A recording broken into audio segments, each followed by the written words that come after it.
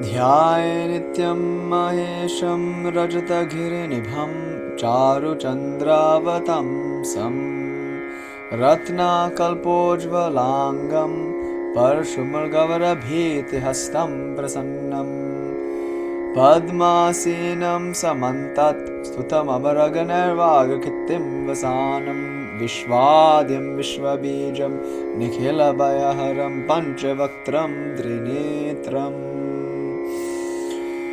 Om, we meditate eternally upon that great Lord who shines like a mountain of silver adorned with the crescent moon. His limbs flash as if ornamented with many jewels.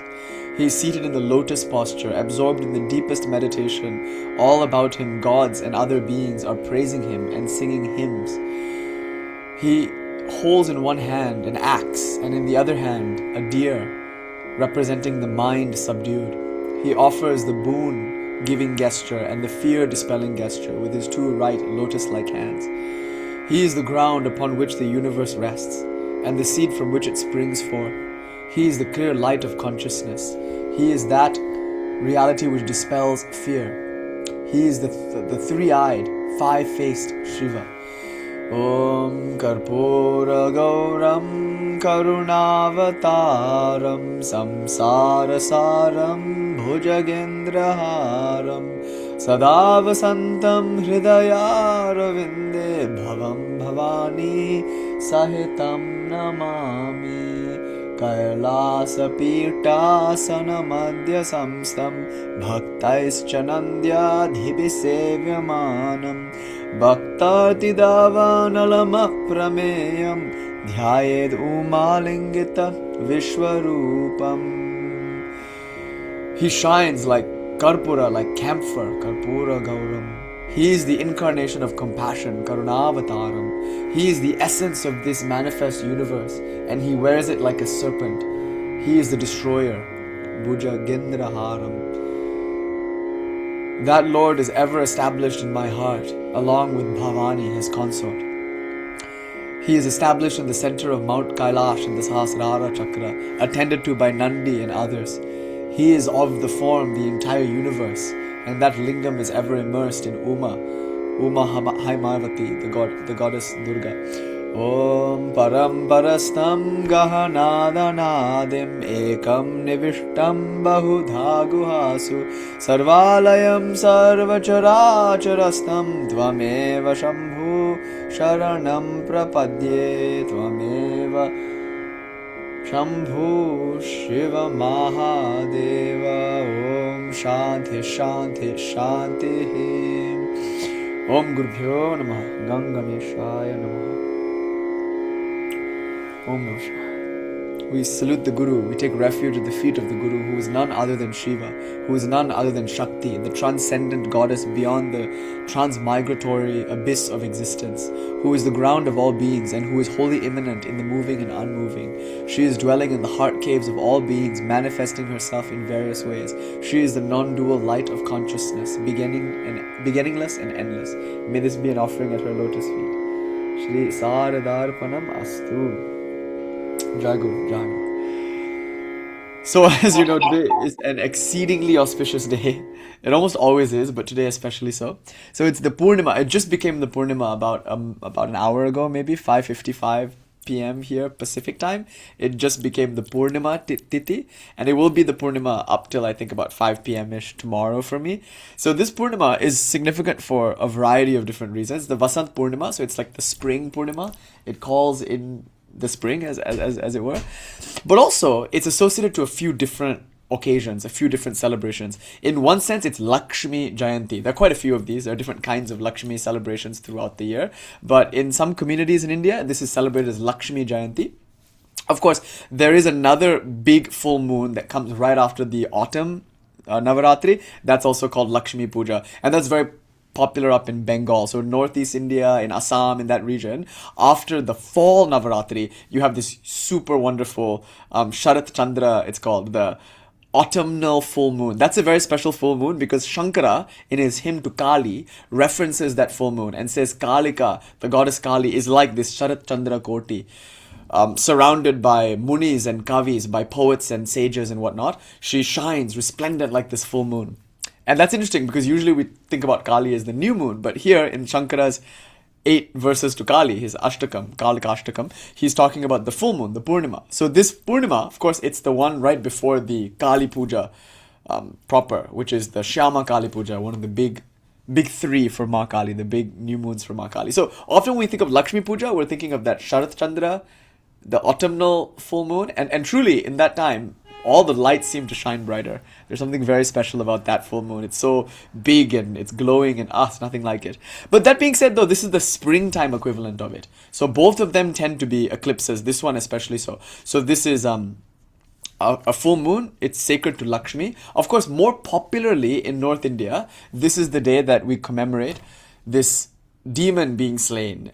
This demon is the sister of Hiranyakashipu. So in like book 7, I think, of the Bhagavatam, one of the most important, maybe arguably the most popular Puranas in the Indian or Sanatana Dharma spiritual tradition, you get this like Hiranyakashipu character. It's actually a very important story because Hiranyakashipu and his brother used to be the door guards of Sri Vishnu. So like early in the Bhagavatam, we encounter this Jaya and Vijaya. You know, in Durga's case, it's Jaya and Vijaya. So Jaya and Vijaya are also known as Dakini and Hakini, right? Or sorry, Varnini. Sorry, my bad. Varnini and Dakini. So their tantric versions would be Varnini and Dakini, but their Puranic versions, Jaya and Vijaya, these are the attendants of Ma Durga. But similarly, as Ma Durga is flanked by these two, so too is Vishnu flanked by these two, Jaya and Vijaya. They're Vishnu's guards and attendants, if you will. So in one case, the Sanat Kumaras, the immaculate sons of Brahma, all munis in their own right, approach Vishnu and they're insulted or something like that in one of the earlier books in the Bhagavata Purana by these door guards.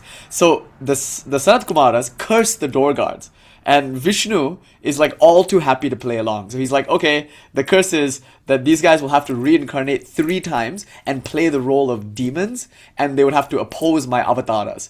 So Vishnu like takes these various avatars like Varaha and various others, and these beings who used to be his door guards, who are still like his amshas, his a part and parcel of him, they're now taking birth in these various yugas as like opposing forces. You know, so Varaha has to fight this particular demon and like that. So anyway, Hiranyakashipu is one of those incarnations. He's one of the forms in which the door guards take. And so his brother just got killed, and Hiranyakashipu hates Vishnu because Vishnu just killed his brother and whatnot. So he's a demon king. He does great austerities, like he's a tapasvi raja par excellence. So he generates a lot of power through spiritual practice, and he rules his kingdom, Hiranyakashipu. Now he's an asura. You know, and this story is so important to me because in this war, you know, Hiranyakashipu leaves the kingdom in order to go and like practice austerities, tapas. And Indra, the king of the gods, he comes and he like ransacks Hiranyakashipu's city. He lays siege to the city while Hiranyakashipu is away doing spiritual practices. So that's like, I think a very important reframe when it comes to gods and demons. Like neither of them are wholly good or bad. Like when you look at the Puranas, you see that we just do not subscribe to this Zoroastrian view of something being wholly good or something being wholly bad. Like obviously it's complicated, and you know, look no further than Star Wars Episode 3 like opens with this preamble, and it says there are heroes on both sides, you know, before you become overly attached to the idea of like the Jedi being good and the Sith being bad. It's like the concept of balance, sort of resolution or sort of transcendent harmony between two opposing sides, like this synthesis in order to reconcile a thesis and an antithesis. This is more important than saying either the thesis or the antithesis is good or bad or whatever. So when you look at the Puranic framework, you'll see this is so obvious that demons aren't really demons. Sometimes they're good guys, and gods aren't really gods either. Sometimes they're playing the fool and a bit problematic. So you see, what happens here is Indra, who is a god, and in one version of this myth, I mean, Indra, it's a Purana again, and I was telling you last week, Indra is often the butt of many Puranic jokes. But you remember, like in the Upanishads, Kena Upanishad, Indra is depicted as an incredibly virtuous, like yogi. He sits and he meditates and he has the darshan of Uma Haimavati. He sees the goddess and he gets instruction, pravarchana from the goddess direct, and that's how he's able to realize that which we're going to discuss tonight. So Indra, in one case, is the king of the gods. In another case, he's like a yogi par excellence. In this case, he's the celestial fool. So in the Puranic world, Indra, who is so important in the Vedic corpus, he's being de-emphasized in favor of these other deities who are maybe more fringe in the in the Vedic world, but who are now becoming important centers of worship in the Puranic world. So we get Vishnu Narayana being the centerpiece of the Bhagavata Purana. So naturally, Indra, who used to be the king of the gods, is here acting the fool. So Indra ransacks Hiranyakashipu's city while Hiranyakashipu is away doing spiritual practices, which is such a dick move, right? And not only that, obviously when Hiranyakashipu is gone, the general of the army is gone, obviously Indra is going to win. So he ransacks the city and then he kidnaps Hiranyakashipu's wife, who at that time is pregnant with child. Now, of course, this is an Asura woman with an Asura child.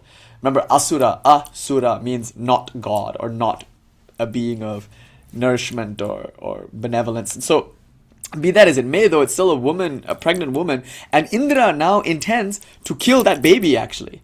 So this baby is faultless. Maybe he's an Asura or whatnot, but he hasn't done anything yet. And the idea of like killing a baby, it's manifestly unethical. And you could think it's like killing baby Hitler kind of dilemma. Like if Indra lets this child be born, he will grow up to inherit his father's Asura kingdom and whatnot, and Indra can't let that happen lest the gods be defeated in this war. So Indra is fully about to like capture this mother and wait for her. To be fair, he's going to wait for her to give birth and then he's going to kill this child, right? Narada, the Muni, who often plays both sides at times, he kind of just stirs the plot. Narada, of course, steps in here and says, instead of killing them, which would be manifestly unethical, why not we just let them stay in my ashram, in my abode? And we'll just keep them there. We'll hide them away, we'll keep them there, and then we'll leave it at that. And so Indra is somehow persuaded to do this, so he lets the woman stay in this ashram. And now, in the woman's belly is this Asura who will soon be born Prahlāda. Now, Prahlāda is listening to Narada give lessons. He's listening to all these rishis gathering at the ashram, discussing and debating religious issues and whatnot. So even from conception, like from the womb, this boy, Prahlāda, is assimilating all that he's hearing through his mother's belly. It's remarkable. And later, by the way, when Prahlāda is born, he'll have this fascination for Vishnu and this deep love for Vishnu Narayana, and he will teach his friends at demon school about Vishnu. And of course, all of his friends at demon school know nothing about Vishnu. That's not part of the curriculum. It's not in the syllabus, you see. Like today's lessons, how to tyrannize the villagers, how to hoard the minerals in the earth, how to withhold the rains. Like nowhere in that syllabus is Vishnu Narayana and the Lakshmi Puja of the Vasant Purnima. Like Prahlāda has his own independent interest in Vishnu Narayana. Now, I particularly love this story because I think it sits so nicely with every Indian child, or every child rather, in this world who wanted to do something other than what their parents wanted for them. It's almost like Hiranyakashipu is like the stereotypical Indian dad who just wants his kid to be a doctor or engineer or something like that for his own good. Because Hiranyakashipu like has this, maybe like CEO or something. He's in charge of this huge kingdom, and he just wants to see his son, who he loves, by the way, with all his heart, to grow up and succeed him and ascend the throne and rule this huge kingdom. So he just wants his son to be like a CEO or something, or like a big shot engineer and live a comfortable life and enjoy the world. That's Hiranyakashipu's orientation.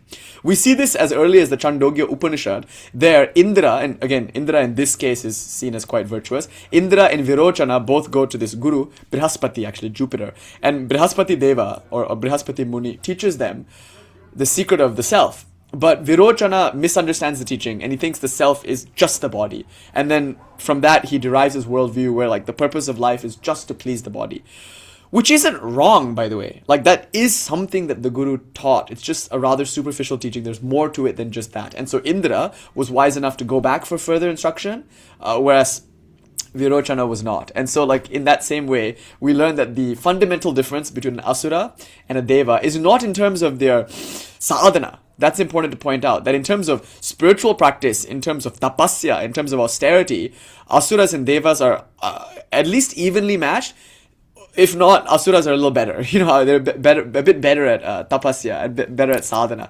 Mostly because they're selfish. Unlike the Devas, who sometimes do things selfishly, but at other times do things in order to like create harmony and flow in nature, the Asuras do things to amass power and hoard things like minerals and rain and whatnot.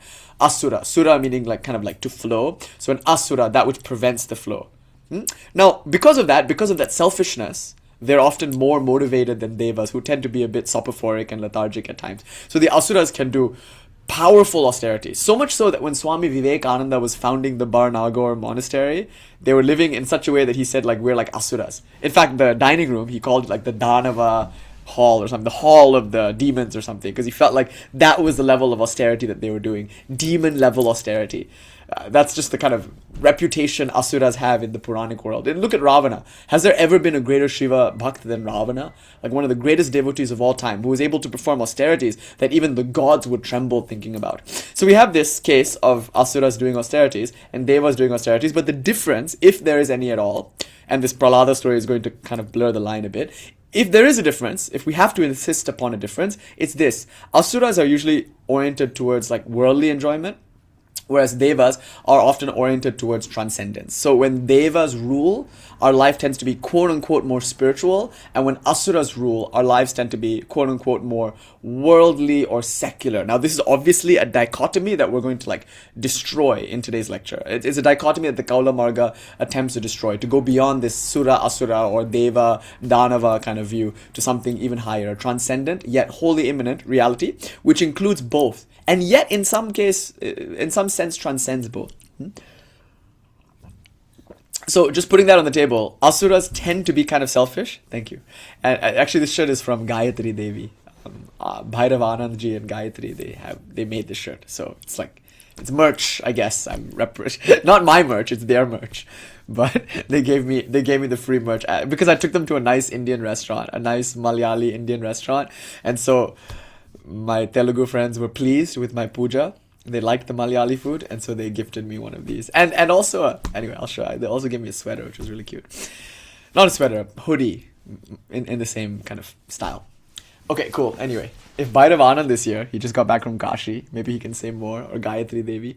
Anyway, so this idea that asuras generally like to enjoy the world, they like to enjoy the body, whereas devas generally, not always, they like to enjoy like the transcendent realm, something closer to spirituality. I don't know if you must insist upon a difference. So anyway, Hiranyakashipu wants Prahlāda to grow up and be this like worldly, successful person. But Prahlāda, much like many Indian children in many an Indian household, just has his own idea as to what will make him happy. He has his own dream. And it's different from his parents' well-intentioned dreams for his success. And so it's a remarkable story, actually, of him independently, like, inquiring into his interest and kind of incurring the wrath of his parents. And when you're excited about something, when you're passionate about something, there's a certain charisma and magnetism to it. So Prahlāda, as early as age 9, becomes like a guru. He becomes a teacher to his friends who are also interested in what he has to say, in Vishnu Narayana, which shows you something. Prahlāda, though he is by jati, that is by species an asura, is not only as receptive to the teachings of Narada as maybe some other devas or manushyas, as humans might be, he's more receptive than many of us. That's a very important point. Already here you see that the idea of asura and deva is not quite clear, you see. It's not like obvious exactly what makes an asura and a deva. Already the lines are blurred. So this asura boy, this demon boy, is fond of Vishnu. In fact, he loves God way more than even humans or gods can love God, you know. And Vishnu Narayana, remember in the Bhagavatam, is not just a god, like Indra is a god, or like Agni is a god. It's God, capital G, meaning it's Brahman with qualities, Saguna Brahman, who is none other than the Nirguna Brahman, the absolute impersonal reality, being in and of itself. So this is God, capital G. And this boy, this demon boy, is fascinated with God. And so he independently studies about God, sings songs, contemplates on Vishnu Narayana, meditates on Vishnu Narayana, and so much so that he's become quite an authority amongst his friends. So in school, his friends are like sitting around him at lunch or something like that, and he's telling them about Vishnu. And his friends are like, where'd you learn this? Clearly you didn't learn this from our guru, you know, Shukracharya, Venus. You clearly didn't learn it from him or one of his disciples. Like, where'd you learn this? And so he said, oh, I learned it from Narada. When I was in the womb, I heard it through my mother's belly. And so his guru is Narada, technically. Anyway, he gives this story to his friends, and his friends are really excited.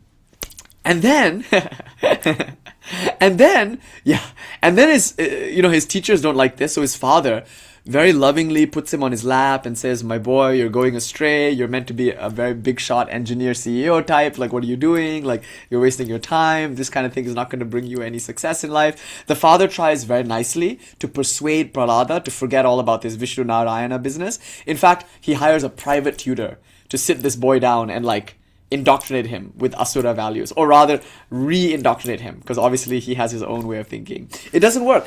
And when the instruction doesn't work, when pleading doesn't work, when instruction doesn't work, then comes torture. Then Hiranyakashipu is so pissed, and it's out of love. After all, he loves his son and he wants his son to do well, but he's so pissed that his son is like recalcitrant, just like unwilling to cooperate here. So what he ends up doing is he ends up just like torturing him, like having elephants trample on him and all sorts of horrible things. He's like a 9-year-old boy, but he's being martyred, in the name of Vishnu Narayana, and he bears it all peacefully with a smile and whatnot.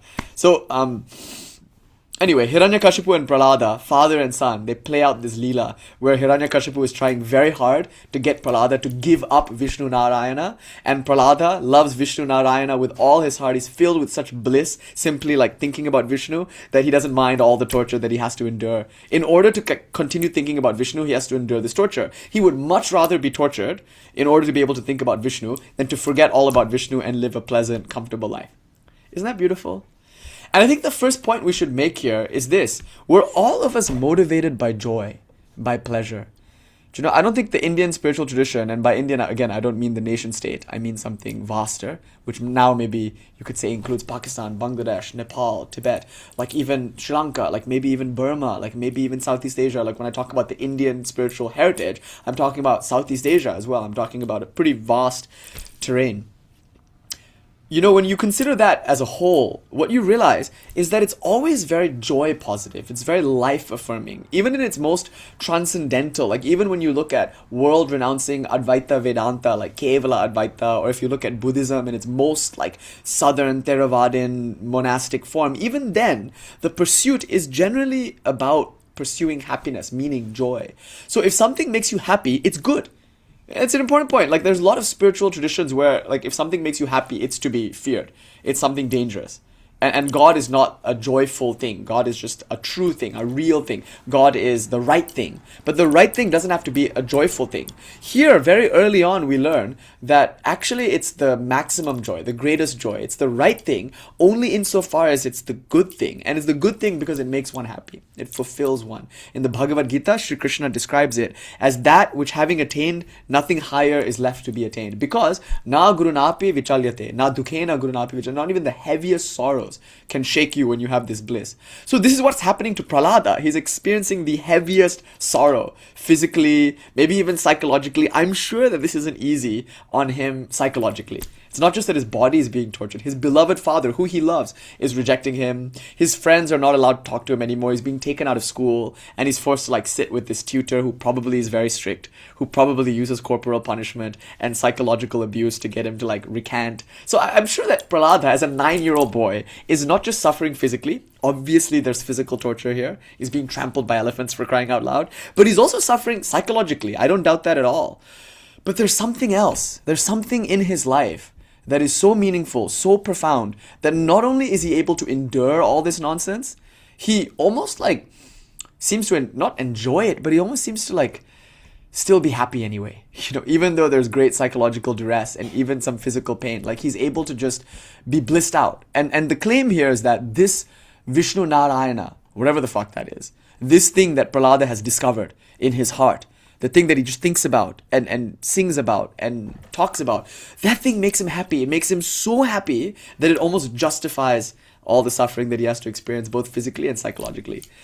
That's not that hard to understand, actually. Say someone loves music, and their whole life, all they want to do is become a musician. If they love music so much, then they'll be willing to endure any level of physical or psychological hardship in order for them to be able to pursue their dream. I heard a story, punk rock musician. His mom or dad or something was trying to talk him out of being a punk rock musician. So he was put in like a car and driven to Skid Row or something, to a poor part of town, and then he was like, the parents point and say, look at all these people, see all these unhoused people, see, they're on the street, these people all tried to be musicians like you. And the boy said, wow, good, I'm even more inspired to try. And the parents are like, what? This is having the opposite effect on you. You should be scared. You don't end up like them. He said, no, all I'm seeing are people who are surviving.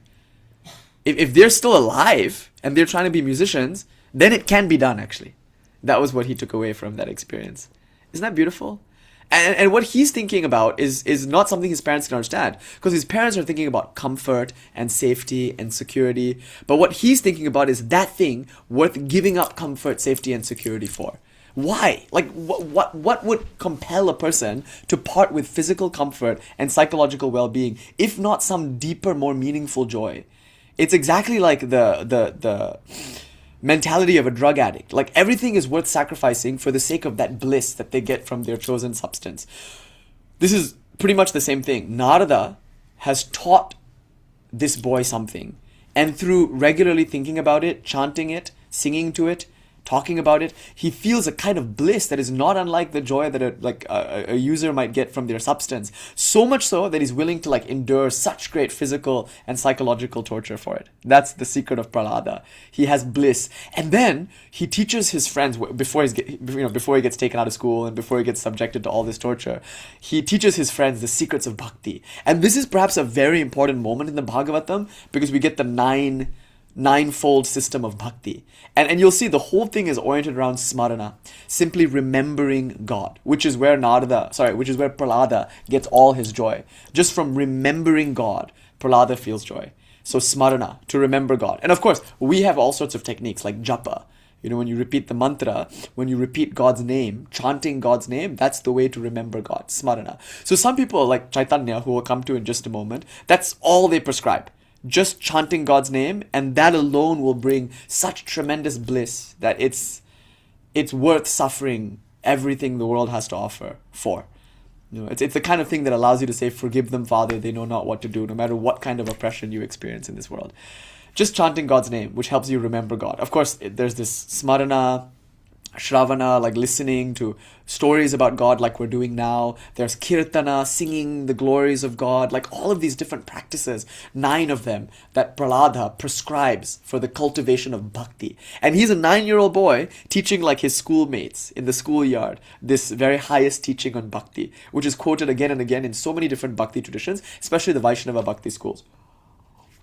After all, this story is from the Bhagavata Purana, one of the Puranas sacred to Lord Vishnu, and of course it's naturally going to be a Vaishnava story. So anyway, coming back to this Prahlāda, he's being tortured physically, he's being psychologically abused, and yet he has this joy, this invincible summer, to put it in Camus' terms. And so he just has no problem with his father. No matter how much problem his father has with him, he has no problem with his father. And so there's one very important episode in this climax between Prahlāda and his father, between the boy who wants to be a devotee of God and the father who wants him to be successful in the ways of the world. It's a story as old as time, really. And so in this moment, they're in the courtroom, and Hiranyakashipu is questioning the all-pervasive nature of God, as this profound theological, philosophical discussion about God's nature. Like, where is God? And Prahlāda is like, where is God not? And Prahlāda, he has this really inspired moment where he teaches his father about God. Knowing full well this is going to incur more torture, both physically and psychologically, he still speaks his truth in the face of great terror. And Hiranyakashipu is like, where is your God, huh? Is he behind this pillar? And of course Prahlāda says, absolutely, where is God not? He is the pillar. Of course he's there in the pillar. He's everywhere. And so the father says, oh yeah? Then watch this. And he goes to the pillar and he gives it a nice smack. And when he punches the pillar and the pillar cracks, out comes this avatara. So the reason I very much like this part of the Bhagavatam, of course you meet Krishna in books 10 and 11 and whatnot. Sri Krishna is a very important figure in the Bhagavata Purana. But my favorite, of course, is Hiranyakashipu. Of all the various Vaishnava deities, my favorite is Hiranyakashipu, because he's badass. He's a Bhairava figure. He's the lion god, Narasimha. Narasimha we pray to and chant to and do puja to in the context of like Pratyangira puja, in the context of Chandi puja. Chandi puja is the Ashtamatrika, Saptamatrikas, Narasinghi as opposed to Mahalakshmi. But Narasinghi is the Shakti of Narasimha. Narasimha is man lion, Nara, Singha, man lion. And this is the avatara that Vishnu takes in order to like smite Hiranyakashipu. So this avatara is very protective, much like we say about Mother Kali and Bhairava. It's a protective, fierce form, and it appears out of this pillar. It emerges from the pillar. Of course, there's so much symbolism there, the pillar being the spine or being the Shushumna Nadi, and the smashing of the pillar being the breaking of the knot, the Brahma Granthi, which releases this Kundalini Shakti, which in this case is fierce and unstoppable. There's so much to get into here. We'll just leave it alone for a moment because I have other things I want to talk about. So Hiranyakashipu jumps out of the pillar and he Narasimha jumps out of the pillar and he smites Hiranyakashipu. Now the thing to note about Hiranyakashipu is that he has this boon. And the boon that he gets is that he cannot be killed by a man or by a beast. He cannot be killed inside or outside. He cannot be killed during the day or during the night. So a bunch of stuff like that. And he cannot be killed by weapons or by hands. Basically, any way in which you can kill someone, Hiranyakashipu tries to legalistically opt out of those deaths. This is a trope in the Puranic world. The Asuras are always trying to get immortality. They can't actually wish for more wishes. I'm kidding. They can't wish for immortality. So they therefore try to get as close as possible to immortality. Like there's one Asura who will say, I can only be killed. I can be killed, but I can only be killed by a child of Shiva less than 6 years of age. Or 6 days of age or something like that. Now that's a very good boon because Shiva is very unlikely to have a child. He's often absorbed in samadhi. He's like a panda in a museum. It's very hard to get him to fuck. And when he does fuck, it's very hard to get him to come. That's one thing about Shiva. He almost never spills seed. He's a master. He's Shukrachar, true Shukreshwara, So it's really hard to get him to like participate in the procreative act of sex, which we'll come to in just a bit actually. So you can see why the demon would wish for something like this. He'll be like, I only want to be killed by Shiva's son, very unlikely. And add to that, Shiva's son under 6 years of age. And of course, this is Muruga or Kartikeyan. And Kartikeyan is the child who uniquely is able to kill this demon. And so the Puranic world presents all these legalistic like boons that are supposed to give the Asuras immortality, and just like these freaks of nature events, in this case literally, that just get past all these legalisms. Coming back to Hiranyakashipu, notice he's not a man nor is he a beast. He's a man beast. He kills, Narasimha, not Hiranyakashipu. Narasimha is neither a man nor a beast. He's a man beast, man lion, Narasimha. And also, importantly, he kills Hiranyakashipu not with a sword or with a mace, nor with bare hands, but with claws. So they're not quite weapons, nor are they bare hands. There's something in between. He kills Hiranyakashipu neither at day nor at night, but at twilight. And I think Hiranyakashipu said something like, I cannot be killed in the air or on the ground or something like that. Presumably because at that time they had these vahanas, these chariots that could like soar in the skies or whatever, and there would be like aerial battle or something. But in any case, just like in the case of Vishnu killing Madhu and Kaitaba in the Chandi on his thighs, kill me where there is land or where there's dry land. Just like that, Narasimha takes Hiranyakashipu into his lap, which is so beautiful because that's like just like how you would hold a child, isn't it? Like it's just like so intimate and loving to have someone in your lap like this. Except in this case, Hiranyakashipu is Narasimha is disemboweling Hiranyakashipu. And so the striking image that we get is of an incarnation of Vishnu Narayana, half man, half lion, covered in blood. His mouth is covered in blood, his mane is covered in blood, his claws are covered in blood, and usually Hiranyakashipu's belly is torn open and his innards are being ripped out. And the whole scene is quite gory and bloody and evocative. Provocative and evocative. So that's Hiranyakashipu killing Prahlāda. I'm mixing up all the names. Sorry, the Bhagavatam is not my specialty. We'll come back to some Shiva Puranas in just a bit. But Narasimha is killing Hiranyakashipu, the demon, on his lap, not on the ground nor in the air, at the threshold of like inside and outside, at the threshold of night and day during the Sandhya, the twilight. And he's killing him not with hands nor with weapons, but with claws and with teeth. And more importantly, he is neither a man nor a beast. right? He's some liminal figure. So just notice here the liminality of this figure, Hiranyakashipu. Oh my God, the liminality of this figure, Narasimha, man and lion. It's the same liminality that you're going to find in Ardha Narishwara or Ardha Nareshwara. Ardha Narishwara, the half woman god, or Ardha Nareshwara, the half man god. You'll notice this is a liminal figure, and one of the stories I'm going to tell you today has to do with the liminality of Shiva and Shakti and the liminality of God in the world. Tantra, the tradition of Tantra, especially as we understand it over to the left in the more Kaula Marga understanding of Tantra, it's the practice of liminality. It's a liminal space between one thing and another, between Deva and Asura. Not quite either, and yet something far more that includes both. It's this third thing, this mysterious secret third thing that reconciles what seems to be a thesis and what seems to be an antithesis. So coming back to Hiranyakashipu, Prahlāda and Narasimha, you have this great triad of this young boy, this like innocent, totally like helpless boy who just has love in his heart. You have Hiranyakashipu, this aggressive, tyrannical man, and you have Narasimha, who is neither a man nor a child, who is God, but not really, because he's also kind of like a demon. And he's like this demonic, fierce, aggressive incarnation of Vishnu Narayana, who is the embodiment of Shuddha Sattva or something like that. What? I mean, what a figure, what an image. And so I love this book, book 7 of the Bhagavatam. Of all the books in the Bhagavatam, I think it's my favorite. Because the teachings are so profound and the imagery is so profound. Anyway, Hiranyakashipu has a sister.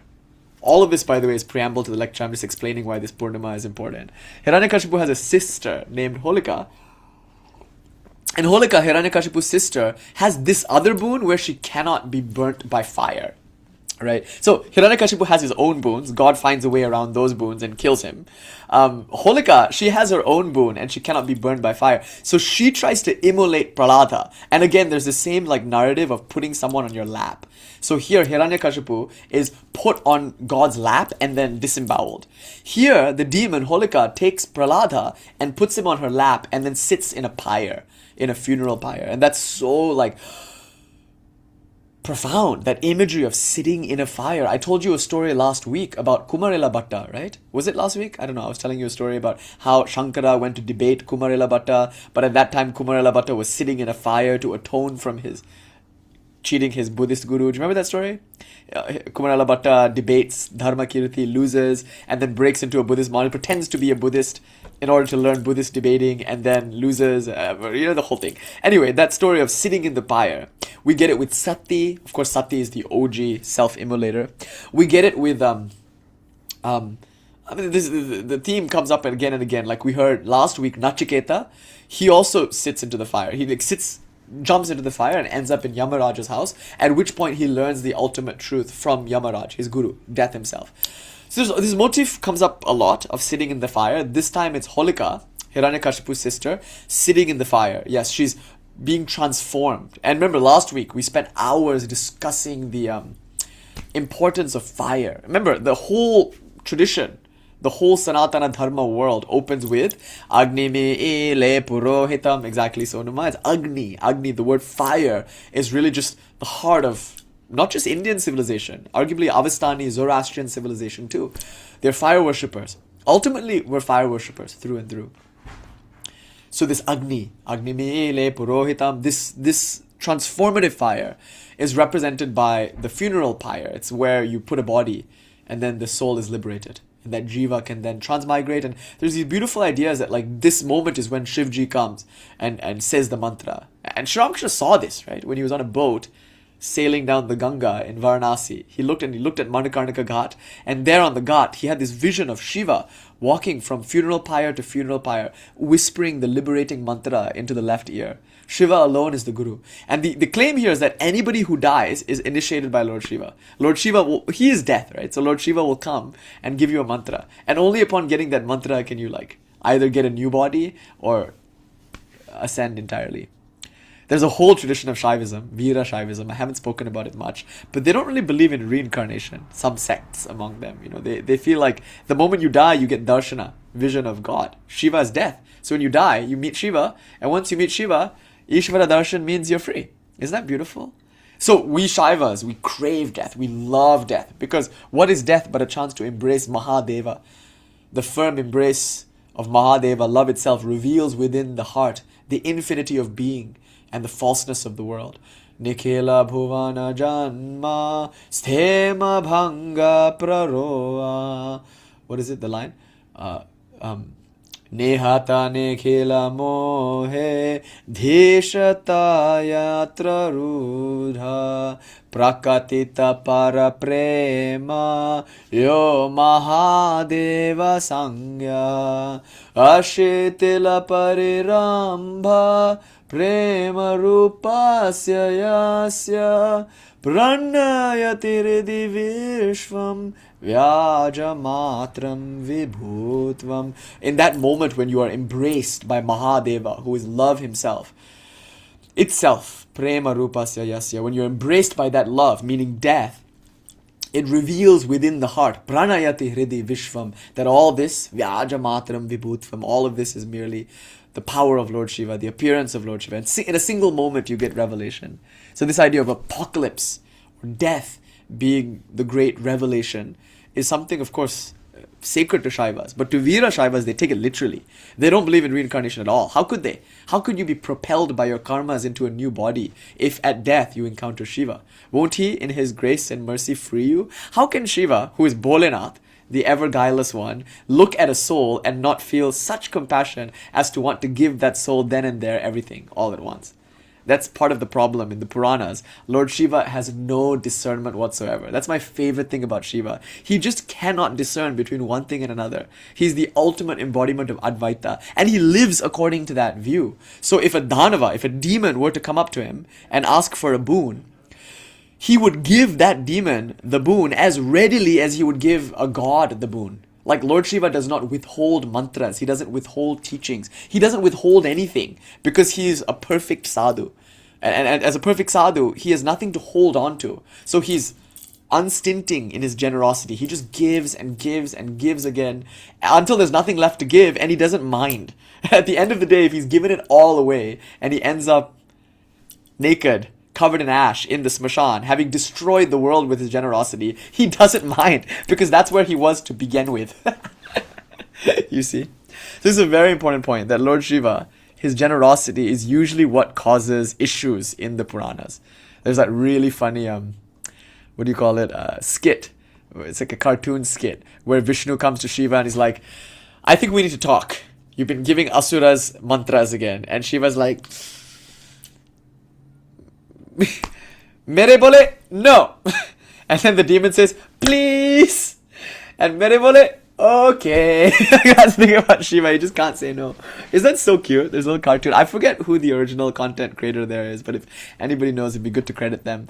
But yeah, I think some of you saw that on my story. But it's so cute, this idea that like Shiva just like doesn't get it. He doesn't understand how giving boons and mantras to certain beings can be problematic because he is beyond all problems. So he just like gives these mantras, right?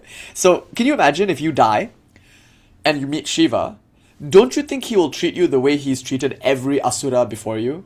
Now, even if you're an asura, like even if you are the worst of the worst and you're like Hiranyakashipu who has tortured your literal 9-year-old son, like even that kind of being gets mercy from Shiva. Can you imagine what your case would be like? I mean, you're not even capable of doing the kind of evil that an asura can do. You don't have the power for it. Like, it's just a simple fact of capacity. And asura lives for thousands of years, if not forever, more or less. And can you imagine how much tapasya that asura can do in their thousands of years? And can you imagine the kind of spiritual power that asura can generate and the kind of damage that asura can do with such power just by virtue of being selfish? Like we as humans, Manush, we don't have that capacity to do such evil. And if even such beings that make Hitler look like Mother Teresa, if even such beings get grace from Lord Shiva, how much truer is that for us? Like when we meet Shivji at the time of death, if indeed Shivji comes at that moment, as is the case with the Veera Shaiva's view, like, don't you think we'll be like an asura given so much mercy? And if Lord Shiva is Bholenath, the guileless one, if he's Karunāvatara, the incarnation of compassion, then it's a no-brainer. At that moment, whatever your karmas are, Lord Shiva will free you from them. He'll give you a freeing mantra, and he'll cut the cords, and you'll be free forever. So how wonderful That's the Kshatriya kind of vibe. It's like, I'll fight for a cause that I love, and if I die trying, it's okay, because what's death but an encounter with Shiva anyway? It's a remarkable view. And Bhairava or Shiva, he rules over death. So nobody dies until it's their time to die. You know, it's a remarkable thing. This faith that people have in Shiva. You couldn't even kill yourself if you wanted to. If you tried, it wouldn't work unless Shiva himself allowed it. He is death itself. He is the one that determines death and life. And so at death, however that death came about, he alone is there to come and receive you and free you. So it's a remarkable and interesting view. And you'll see that Sri Ramakrishna, when he was in Varanasi, Kashi, he had this vision of Manikarnika Ghat. I mean, he was looking at Manikarnika Ghat from a boat, and he saw Shivji, and he went to Samadhi, almost fell off the boat. But he saw Shivji going from pyre to pyre, giving a mantra, and he wasn't there alone. What vision Sri Ramakrishna saw presented Shiva with Kali. So Shiva is there with his consort, and she comes with these scissors. Sometimes you'll see Tara, she's standing in the funeral pyre. Sometimes she's holding a pair of scissors. And so with these scissors, she's cutting the cords. Almost like Hiranyakashipu smashing a pillar, and out comes God. Like that, Ma Kali cuts the Brahma Granthi or the Vishnu Granthi or the Maya Granthi, and through these knots shoots up Kundalini, as we'll come to in just a bit. So what we get is this view that even demons like Prahlāda can be divine. And even Indra and other devas can be demonic. And Lord Shiva forgives them all, doesn't even see their faults, and is willing to bless them and give them boons. Coming back to the Bhagavata Purana though, what we get here is Hiranyakashipu, remember, he is Vishnu's door guard. Jaya and Vijaya. And so when he incarnates as like these various demons or whatever, it's a wonderful thing that he's killed. Like he's playing a Leela, he's there for a story, and when he's killed, he's freed actually. So the same idea here that God's grace comes in the form of Narasimha Avatara, and Narasimha kills Hiranyakashipu in this very violent, gory way, but in so doing, he frees Hiranyakashipu. And so it's very much like Kali holding the severed head. The head is almost always smiling. So in this picture, usually Hiranyakashipu as a demon is like not enjoying his fate. But both Mahishasura and Hiranyakashipu are both demons who are purified through death in battle with the divine incarnation. Whether that's Narasimha or Narasinghi, or in other words, Durga or whatever. Okay, so that's Hiranyakashipu. Then Prahlāda is the only one who can tame Narasimha, because what happens here is very similar to the Kali Puranic myth, where in that case, Kali is drunk on blood. She's killed Rakta Bija, but she's drunk so much of his blood that she's intoxicated. And it's not just Kali, right? It's also her attendants, her Saptamatrikas, her Yoginis and her Dakinis are also drunk with blood. And they all go on this like rampage, and they're just like drinking blood. And in one version of the story, she's hacking bodies that are already dead, and everyone's like freaking out because they've not seen her in this bhava before. So in the story, Lord Shiva lies down, and then she jumps on his body and starts dancing, and then looks down and sees that she's dancing on the corpse that is her husband, and then she smiles or sticks her tongue out, according to whichever version of the story you've read, and they're both looking at each other, and they're like kind of contained now, as it were. He's just surrendered, watching her and her crazy dance, and her crazy dance now has ground some support. In any case, Kali, the myth here, the structure here is very similar to Narasimha, where Kali just goes on a rampage. She just kills and kills and kills. Narasimha, in the very same way, is also drunk on Hiranyakashipu's blood, so he also goes on and kills and kills and kills. So in the exact same way as Shivji lies on the floor, supporting Kali, and thus containing Kali, as if Kali can be contained, but you know what I mean. In the exact same way, Prahlāda approaches Hiranyakashipu. It's remarkable. No one else can stop the rampaging Hiranyakashipu. It's like, you know, in the Hulk movie, the old cult version of the Hulk, there, like, whenever he sees his girlfriend, that's only when Bruce Banner, like, chills the fuck out. Like, he just, like, calms down because he doesn't want to destroy her or whatever. Similarly, when Narasimha is on his rampage, when he sees Prahlāda, he becomes like a kitty cat. So there's a beautiful image of Hiranyakashipu being torn apart by Narasimha, and that same Narasimha who violently like kills Hiranyakashipu, that same Narasimha is holding the baby boy Prahlāda and licking his head. Now, notice, it's just like Kali with her boon-giving hand, her Abhaya Mudra, fear-dispelling gesture, her Vara Mudra, as well as her sword and her Naramunda, right? So she's holding Naramunda, she's holding, what is called the Naramunda, human's head, and she's holding Khadaga. So she's got a sword to strike, and she's got a human head, presumably indicating what will happen when your head is lopped off. And she's also giving boons and assuring fearlessness. So in this case, you have both gentleness and ferocity, and they're both reconciled in a particular being that seems to go beyond both and yet has the capacity to include both. So again, notice this motif. There are opposites, Deva and Asura, or gentleness and ferocity, or selflessness and selfishness. I don't know, whatever dichotomy you want. And they're both being reconciled in some divine figure. Here, in this case, it's Hiranyakashipu. Narasimha, who in one moment is tearing out Hiranyakashipu's insides, and who in the very next moment is licking baby boy Prahlada's head. Both of them are demons. Both Hiranyakashipu and Prahlada are demons. The question here is not about gods or demons. And even Narasimha, I mean, can you really call him a god? Does a god behave that way? You know, it's remarkable. Like, can you really call Kali or Shiva gods? In fact, Daksha doesn't think so. Like I told you last week, Daksha denies that Shivji can be called a Deva. And of course he can't be called a Deva. He's beyond the concept of Deva. He plays neither side and yet plays them both in one sense. So coming back to this guy, Hiranyakashipu. Yeah, Mahadeva Janvima, as we were saying last week. That's why it's called Mahadeva. He's transcendent to even the gods.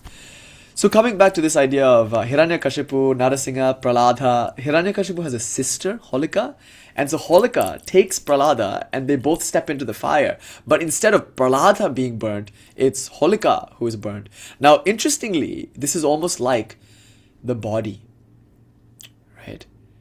Like the body is being burnt here. And Prahlāda is that which is liberated when the body is burnt. Similarly, the pillar can represent the body, the sharira, and it's when Hiranyakashipu smashes the body that Narasimha comes out, that Kundalini comes out. It's really remarkable. There's a motif of violence, force, and ferocity, or even burning being transformative. So the word tapas, which remember in the Chandogya Upanishad is pretty much synonymous with the word yoga. The word tapas here, tapasya means heating or glowing, can literally be depicted by fire, symbolically depicted by this like will or this resolve, this sankalpa, to do something even when it's hard to do it. So today on Monday, many people are fasting for Lord Shiva. It's an especially important Monday to fast because it's a full moon. So many people fast during the full moon. Now many people will be taking up their vrat, fasting from the start of the full moon to the end of the full moon. Now, you know, when we've talked about fasting a lot in other places. I won't get into it now. But when you start to fast, there will be a moment when your sankalpa, your resolve or your intention to fast meets some kind of obstacle. Jaima, congratulations. And that obstacle, this is so important, it's the moment when your will meets an obstacle, that's when there's some heat generated, just like friction when two things rub against one another, sangata. That friction when one thing meets another and maybe an unstoppable force meets an immovable object kind of thing, that's the moment when there's some kind of generating of power.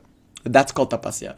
So the literal fire, agnimi le purohitam, the power of literal fire to transform literal objects into their spiritual equivalent, and the power of metaphorical fire or spiritual fire to digest things and to transform things. Both are considered here in the myth or the image of Holika holding baby Prahlāda and stepping into the fire. So right now, this Purnima, this is the time when people make big effigies and just like burn them. So it's really remarkable. It's like a time of like release and surrender.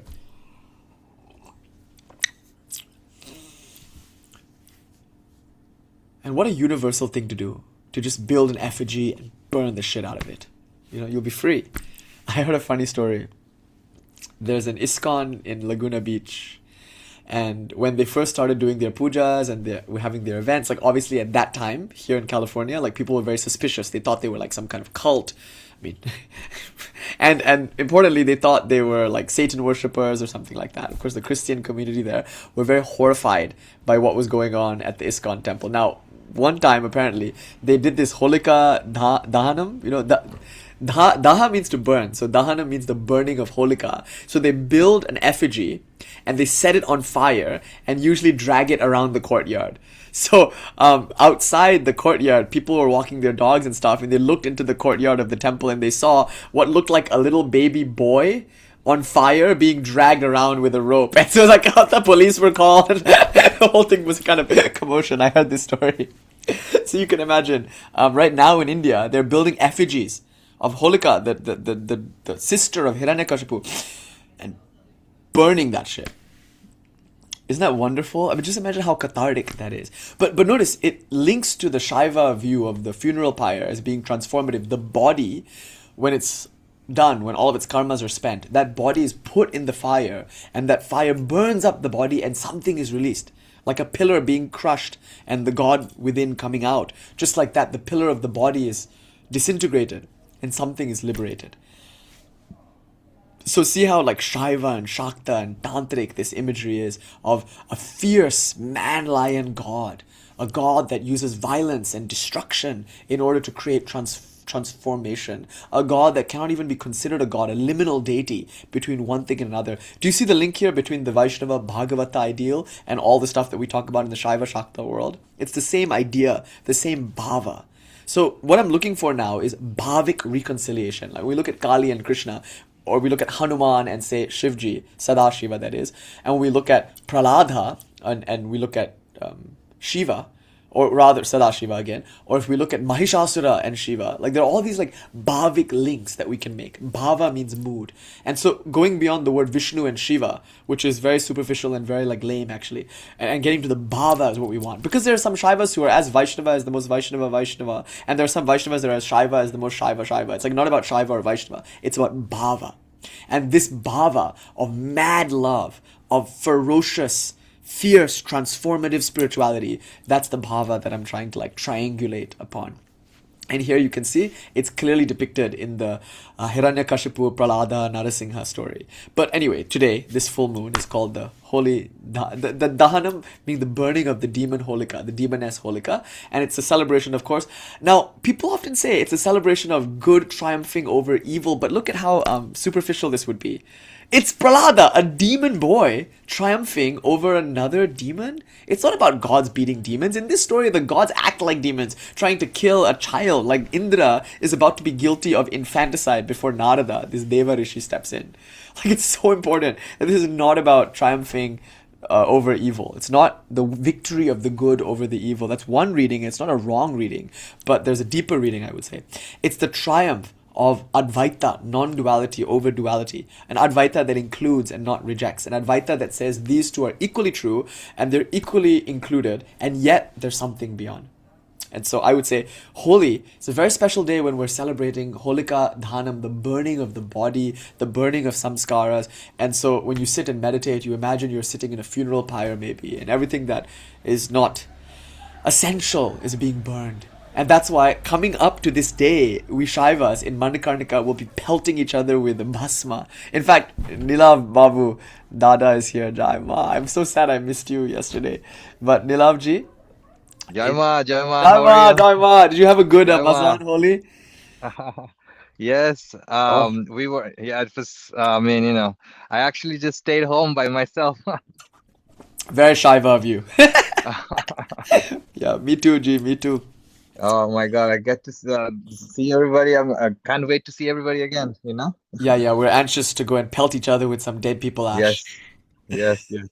Jai Ma. Jai Ma. I mean, this Masan Holi, it's a smashan.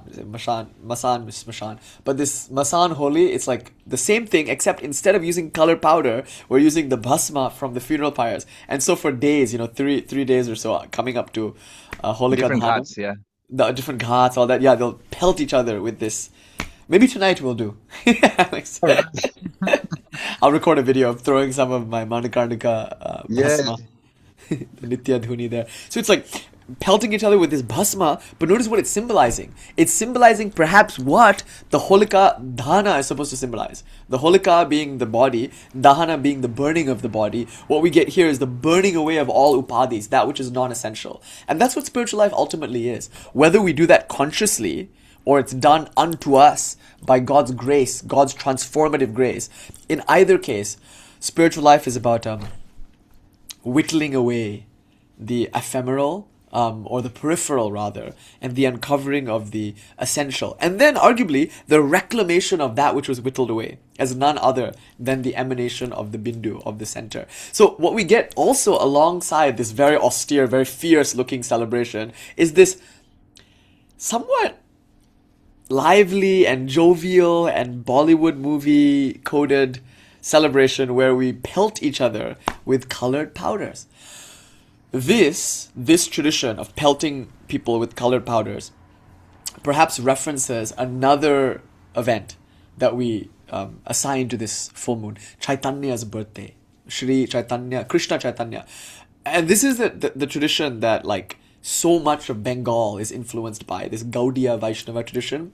I'm not going to talk about it too much now because I always like do a 4 or 5 part lecture series on it every single year since 2022 or 2023, because it's so central to understanding Sri Ramakrishna, and it's so central to understanding like Bengali Shakta traditions, because they're also very influenced by this Gaudiya Vaishnava world. So understanding Sri Chaitanya, and more importantly understanding Nityananda and Nityananda Parivar, meaning like Eka Chakra, bowels and all that. Like these traditions are important to at least have an academic interest in or understanding around, because they form the context for so much of what Sri Ramakrishna is doing and saying in the Kathamrita. So like talking about Chaitanya is very important to me, and thinking about his life and his teaching is very, very important in our community. And so we have lecture upon lecture. Let me just, just for fun, show you where you can find them. So if you go to the Patreon and you click into collections, let me just show you real quick. Here you go. If you click right here into collections and you scroll down quite a bit, you're going to see this thing, Tantric Vaishnavism. So if you click into Tantric Vaishnavism, these are mostly about Chaitanya. There's one throwaway lecture on Hanuman, which I actually quite like, but pretty much everything else is just Chaitanya. What is Holi, Holika? Who is Chaitanya? Then Chaitanya's philosophy, Chaitanya's practice. Then we look at a Padati, a Gaudiya Vaishnava Padati for the worship of Krishna and Radha. We look at Chaitanya's tantric background. We look at Chaitanya's philosophy compared to Narada in the Narada Bhakti Sutra, and compared to Ramakrishna. And then we compare Shankara to Ramanuja to Chaitanya to Abhinava to Ramakrishna. Like really, really, I think precise philosophical work happens in those lectures. So I don't at risk of being redundant, I'm not gonna like talk about Chaitanya too much. I just want to say that he's very, very important, and he is like Bengal's Bhaktavatara, the incarnation of Bhakti Avatara. So he, premāvatara, is the incarnation of supreme love, and he represents this return journey. Having burned away all that is non-essential, we find this joy, as it were, that just emanates outward and bathes the whole world with color and with merriment and with festivity. So Sri Ramakrishna, whenever he would be entering into this state of deep meditation, he would say it, like literally say aloud, "Oh mother, stop it. Don't make me a dry monk. Make me the king of ecstatic moods. Bhava Raja. And more importantly, let me sing and dance and make merry with thy devotees." In other words, he's asking to remain in the body, to remain in the world, except for him, it's no longer a body. No longer is it a world. For him, it's a mansion of mirth where he can enjoy this eternal Leela with his Radha, with his consort, who is God, who he calls mother. It's very important that the world is here transformed. It's not thrown away. Our world is thrown away. Our idea of what we think the world is, that's burnt to crisp. But in its place, we see the real world. We see what the world is actually like. And the world is nothing but God blazing forth in an endless kirtan, celebrating herself. And then what we want to do is not sit with our eyes closed and be absorbed in samadhi. Of course, that's there also. What we want to do is open our eyes, actually. Exactly, Bhairavi Nicola. And embrace the world, and look at God and sing and dance and enjoy the world, as it were. But on a wholly different level than before. Only we realize that everything before was as God is now. Like everything is God, everything was God, everything will be God. Sarvam Omkara Eva, as the Mandukya Upanishad says. And then we just enjoy. And that enjoyment is colorful, it's festive, it's lively.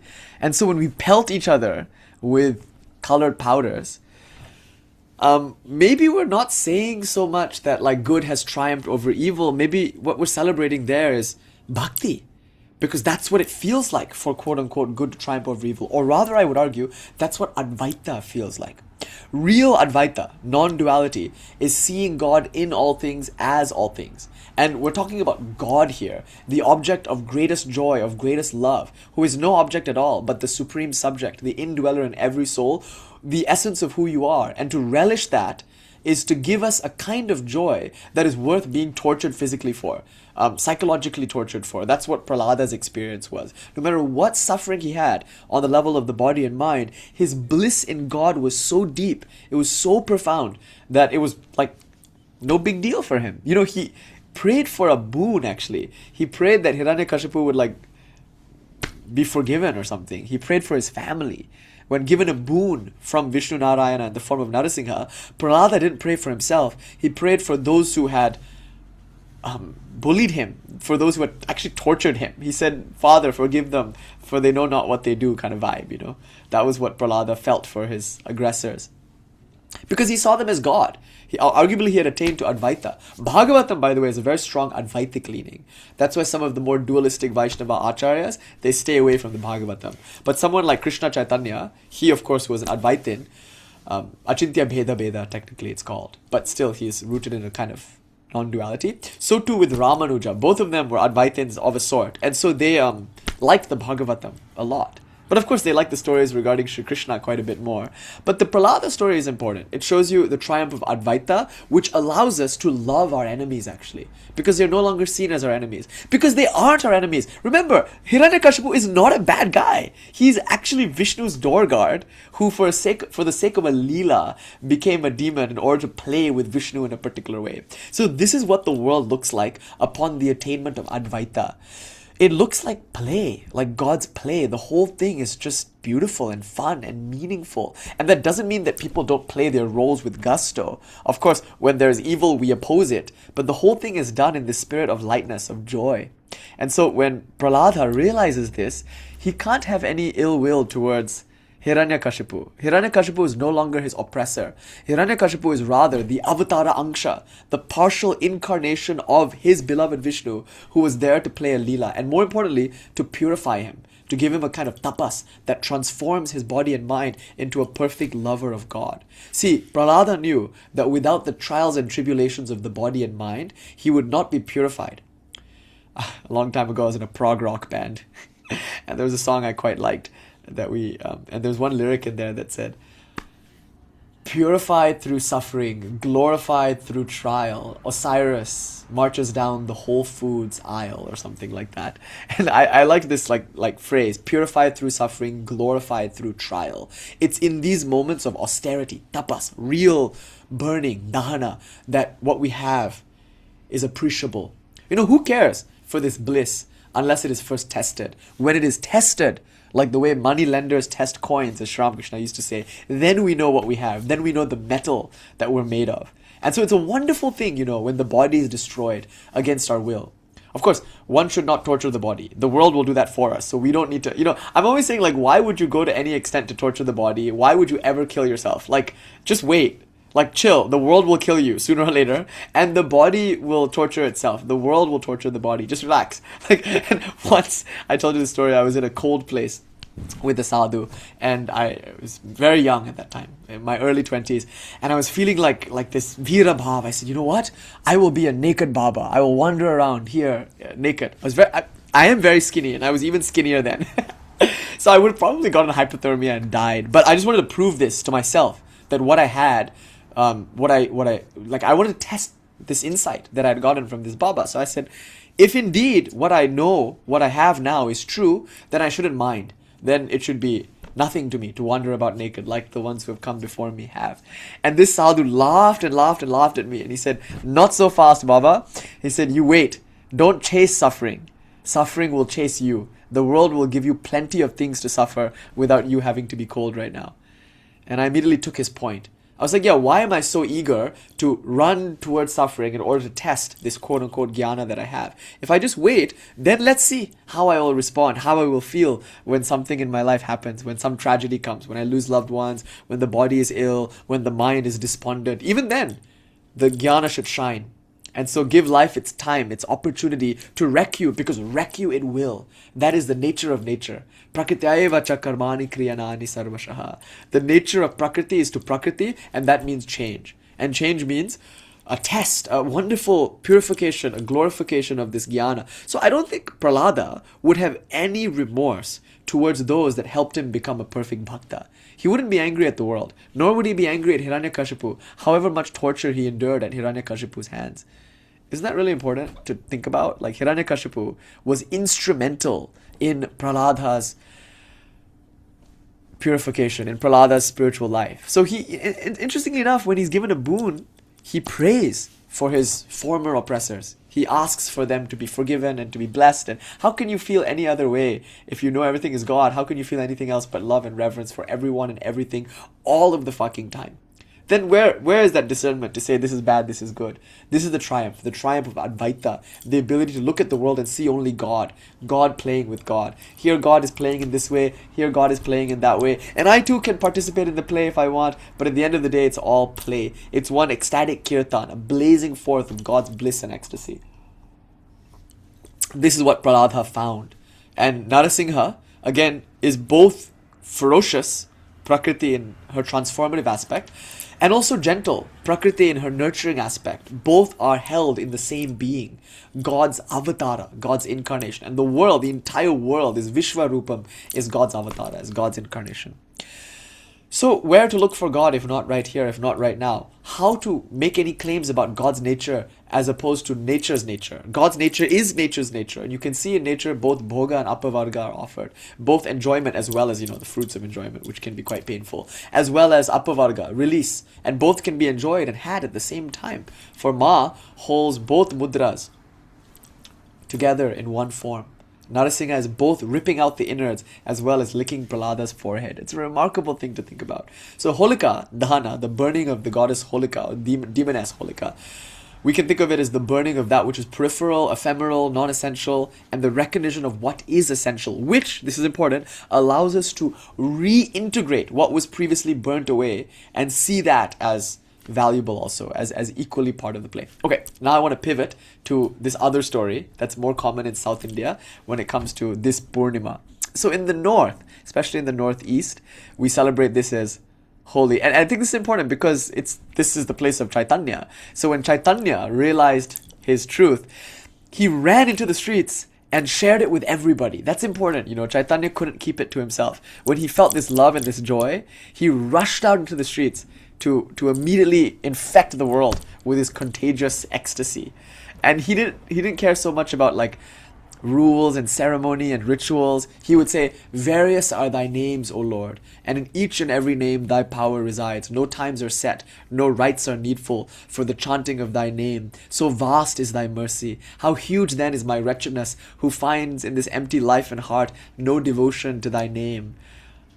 O name, stream down in the moonlight upon the lotus of the heart. O heart, open your petals to the bliss. Chant the name of the Lord continually, tasting his nectar at every step."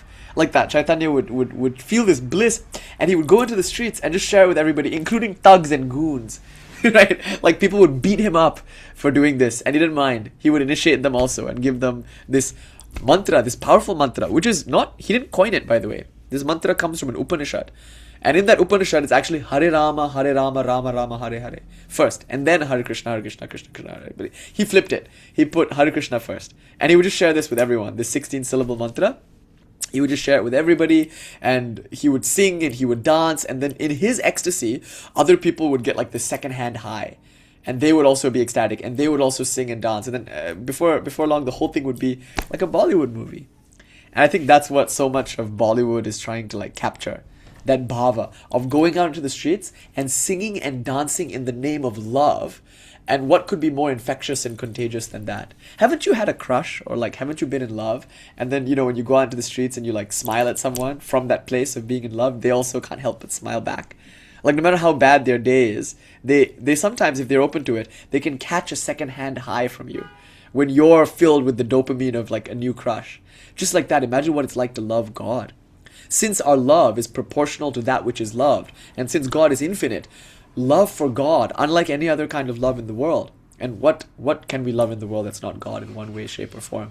But love for God as the all, that love must be an all-encompassing love. The love for the infinite is an infinite love. And if love is joy, can you imagine that infinite joy? Just like the smile that a person like that must have. It just beams on that person's face.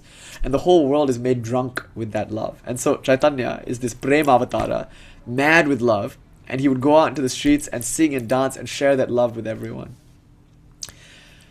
Upside down, we'll find the things they say just can't be found. We'll share this love we find with everyone. Right, the Jack Johnson song. We'll share this love we find with everyone. And Chaitanya and his gang, that's what they were doing all day long. They would just share their love with everybody. And so this idea of like the Bollywood movie of someone being in love and then going out to the street and then dancing, and the whole thing becomes this like over-the-top hammy dance number, like that clearly is referencing what Chaitanya did in Bengal, what the Nayanars did in South India, what the Alvars did in South India, this bhakti movement, you know. Okay, so this is important.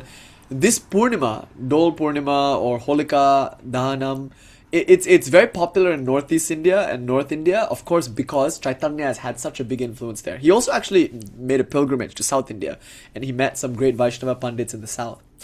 But in South India, which tends to be quite Shaiva, you find there's a Shaiva equivalent of this Holika Dahanam structure. So in the Shaiva version, it's the Dahanam of Kāmadeva, the burning of Cupid, if you will. So here's what happens. We're going to come back now to Shivji and to the Shiva Purana, and here a particular demon asks for that boon that I was telling you about earlier. He asks to be, he can only be killed, he says, by Shivji's child, and that child must be under 6 days of age in order to be able to kill him. So like, remember, like I was saying earlier, Shivji is very unlikely to spill any seed. And what to say of spilling seed? He's very unlikely to even engage in a procreative sex act. If he engages in the act of pleasure making, sex making at all, it's like for centuries, for aeons, and that too only with Parvati. That's the interesting thing. He's like incredibly monogamous in one sense. And not only that, he just doesn't think of sex in the same way as like other devas and manushyas do. He's not really interested in sex in that way. He's interested maybe in goals and ideals that other people can't even understand. He just sits in the smashan, surrounded by ghosts and ganas and God knows what else. And, you know, he's fond of narcotics, and he just closes his eyes and that's it. He's just checked out. He's so checked out that he cannot be cajoled into participating in the samsaric wheel of birth, death, and rebirth.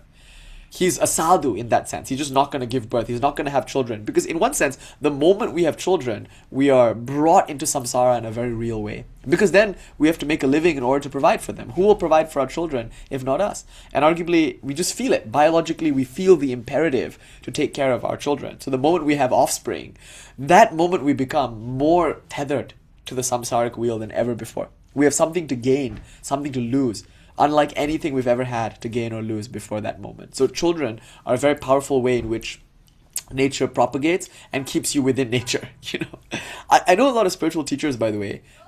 All their stuff is free, and they give freely until they have children. Once they have a child, then they have to think about, and you can't blame them. They have to think about their child's education, their child's like future and whatnot, and suddenly all the courses become $333. Just watch this happen to me. Watch how quickly I will change my tune the moment I have a child, right? That's just biologically the case. And so therefore a sadhu is careful, because a sadhu feels that the moment he or she or they have a child, I'm not speaking out against childbirth, it's a wonderful miracle, and it's a path, that's a marga, the grahastha marga.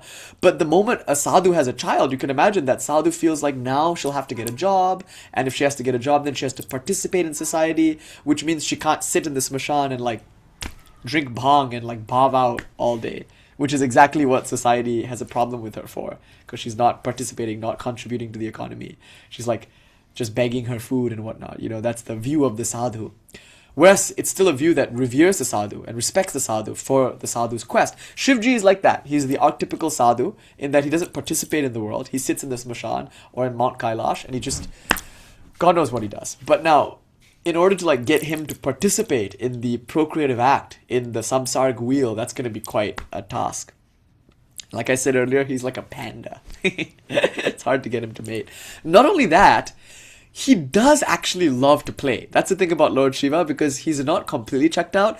If he participates, it's in this very vichitra way, like we were saying last week. So he'll dance for aeons, he'll make love to Parvati for aeons, he'll feel angry and like destroy some things. Like he does stuff, but in this like unpredictable, weird way. So if he does engage in the sex act, it will be for aeons, and very rarely will it be procreative. That's the interesting thing. So it's not that he's a celibate, because before you can pigeonhole him into the role of celibate, you find him making love to Parvati for aeons. But before you say he's like a sensualist, indulgent hedonist, you find him sitting in the smashan like by himself for aeons. So that's the thing. Like we were saying in the Shiva as paradox personified lecture, it's impossible to understand who or what Shiva is.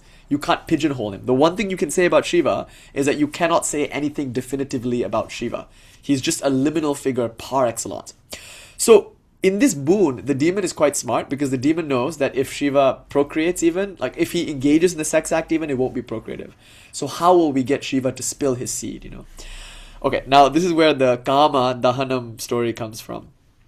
The gods conspire to get Shiva to participate in the procreative act, because they need this demon child, this boy to come and kill the demon.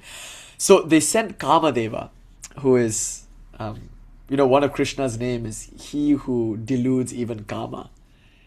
He who can bewitch even the bewitcher, Cupid. So Kāmadeva, Cupid rather, comes to Mount Kailash, and in this story, transforms Mount Kailash into a springtime paradise. So this is the spring, remember. The springtime is associated to like nature's rebirth, regeneration. It's associated to reproduction, to arousal. Nature is coming alive, as it were.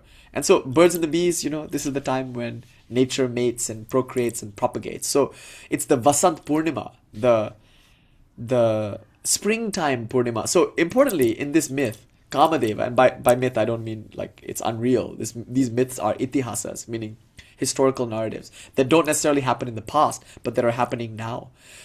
Mythological in the sense that archetypical or transcendental, but no less real, yes? So, not to use the word myth in any pejorative sense. But in this myth, we get a springtime sort of flavor, because Kāmadeva comes, and Kāmadeva turns Mount Kailash, which is otherwise a winter wonderland. Mount Kailash is like a wasteland. It's wasteland, baby, because Shivji is so withdrawn and the whole place is so cold. Partly, Shivji likes cold places because he does a lot of tapas. He's very fond of tapas.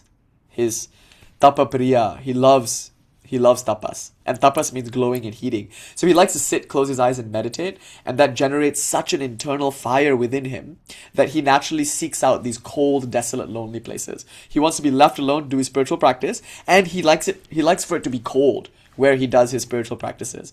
Because that way, when he overheats doing his tapasya, he doesn't feel too bad about it, And also, I think this is important. It's claimed that he leeches the heat from the place around him, as it were. He just goes within, and when he withdraws himself, he becomes cold. And so the place around him becomes cold. After all, he is the universe. And he is the universe in deep meditation. He's a bhava. You can say Lord Shiva is Vishvarupa, but the Shiva we are talking about now, Sadashiva, he's a bhava within that Vishvarupa of meditation. He's Dhyana Avatara, the incarnation of meditation. So Lord Shiva closes his eyes, enters into deep concentration, and the world around him becomes cold. So Mount Kailash, or this mountain, this lonely mountain, is like a wasteland. It's like wintry, and there's wind, and there's rocks, and ice, and sleet, and it's like very intimidating. That's one thing about Shivji. Once Vivekananda said something about the rarefied air of Upanishadic philosophy. The lungs scarce dare breathe that rarefied air.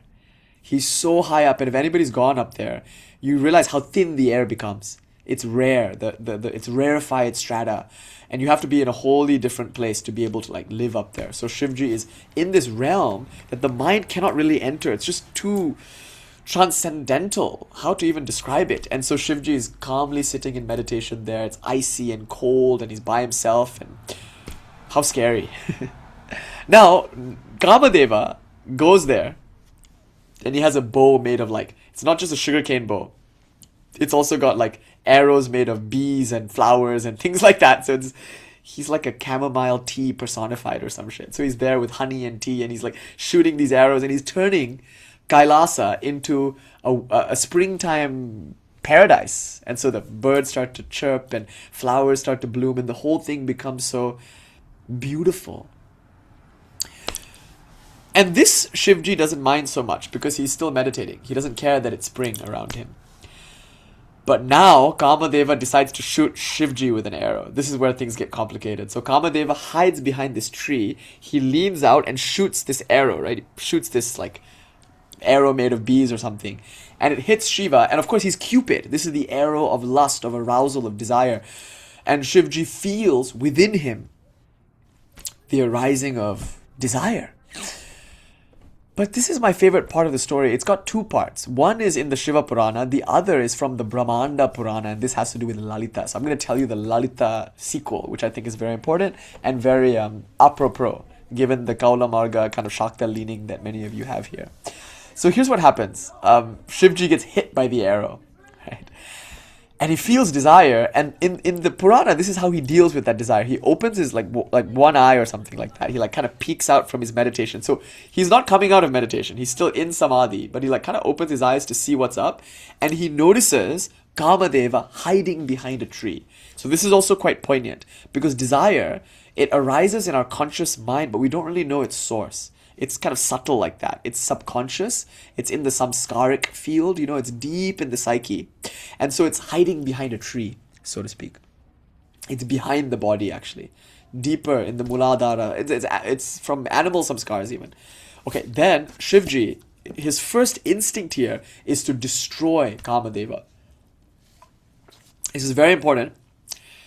The sadhu's first instinct, arguably, to the temptation of the world is to destroy the world, is to push it away, is to negate it. Hence you see these Kevala Advaita traditions or this Buddhistic kind of monastic sort of movement in India. This idea that the world is somehow bad and that desire must somehow be destroyed. So when Shivji notices Kāmadeva, he opens his third eye, and the third eye is the eye of jnana, insight, wisdom, and he's saying, you can argue like he's reasoning about this. He's like, what is this? Oh, it's a desire. What will it do? It will bring me into the world. And if I engage myself in this world, will I come out better than I am now? No. So fuck it. I'm not going to follow this desire at all. So metaphorically, mythologically, what happens is he opens his third eye and like X-Men Cyclops lasers Kāmadeva to a pile of ash. He burns Kāmadeva. And then he closes his eyes and goes back to meditation. That's the first part of the story.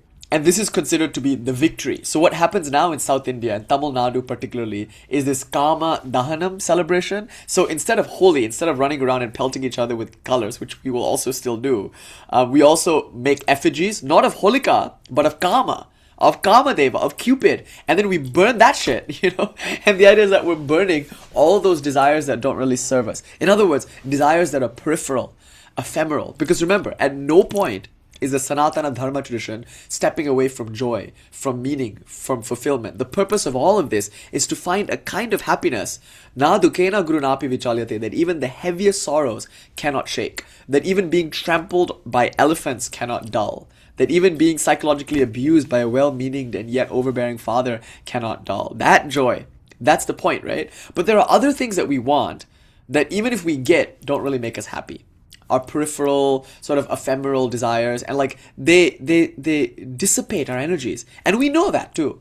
We know that the things that we think about and spend our time doing aren't really the kinds of things that bring the deepest fulfillment. And yet, most of us, we cannot stop doing those things. Like we cannot stop having the conversations that we don't really want to have, or going to the places that we don't really want to go, or hanging out with the people that we don't really want to hang out with. We go to jobs that we hate because we feel like we need the money, because we feel like we need to pay the bills, like we feel like we need to do X, Y, and Z, and we know that we're not going to be happy doing it, and yet we do it anyway. This is Kāmadeva. Something about that is like alluring to us. We don't really know why. It's hiding from behind a tree, shooting us with these arrows, and impelled by the pain of the arrow. It's, in fact, desire is a kind of pain, a kind of agitation. Impelled by the pain of the arrow, like a drunken monkey, we go this way and that way. What is it? The monkey, drunk, stung by a scorpion. Like there's like this idea of the mind. It's like agitated, like a monkey, drunk and stung by a scorpion. That's what happens when Kamadeva keeps shooting these arrows. So Lalita must come and take the arrow out of Kamadeva's hand and protect us in one sense. Okay, now the sequel. So Shivji burns Kāmadeva to ash, right? Now you can play Masan Holi, you can pelt each other with ash, wonderful. But then, the other ganas and bhutas and demons in the vicinity, usually they're not demons, they're bhutas, ganas, liminal beings. They come and they make an effigy, just like we do in South India. We make a effigy and we burn that effigy for Kama Dahanam.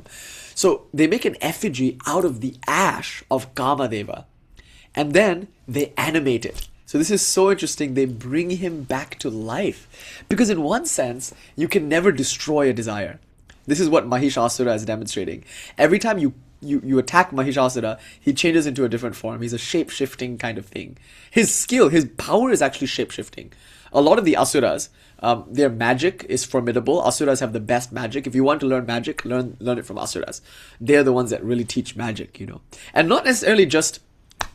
Anyway, we don't need to get into that. But the asuras who teach shape-shifting, of them, Mahishasura is chief. He's like one of the best shape-shifters. And he can take all these various forms, animal forms. My mom's side is Malayali, so we know all about that. I kid you not, in that part of the world, we have a language. I actually don't know it, but there's a language that the Odiyas of my people, they used to speak. They used to speak this language. They probably still do now.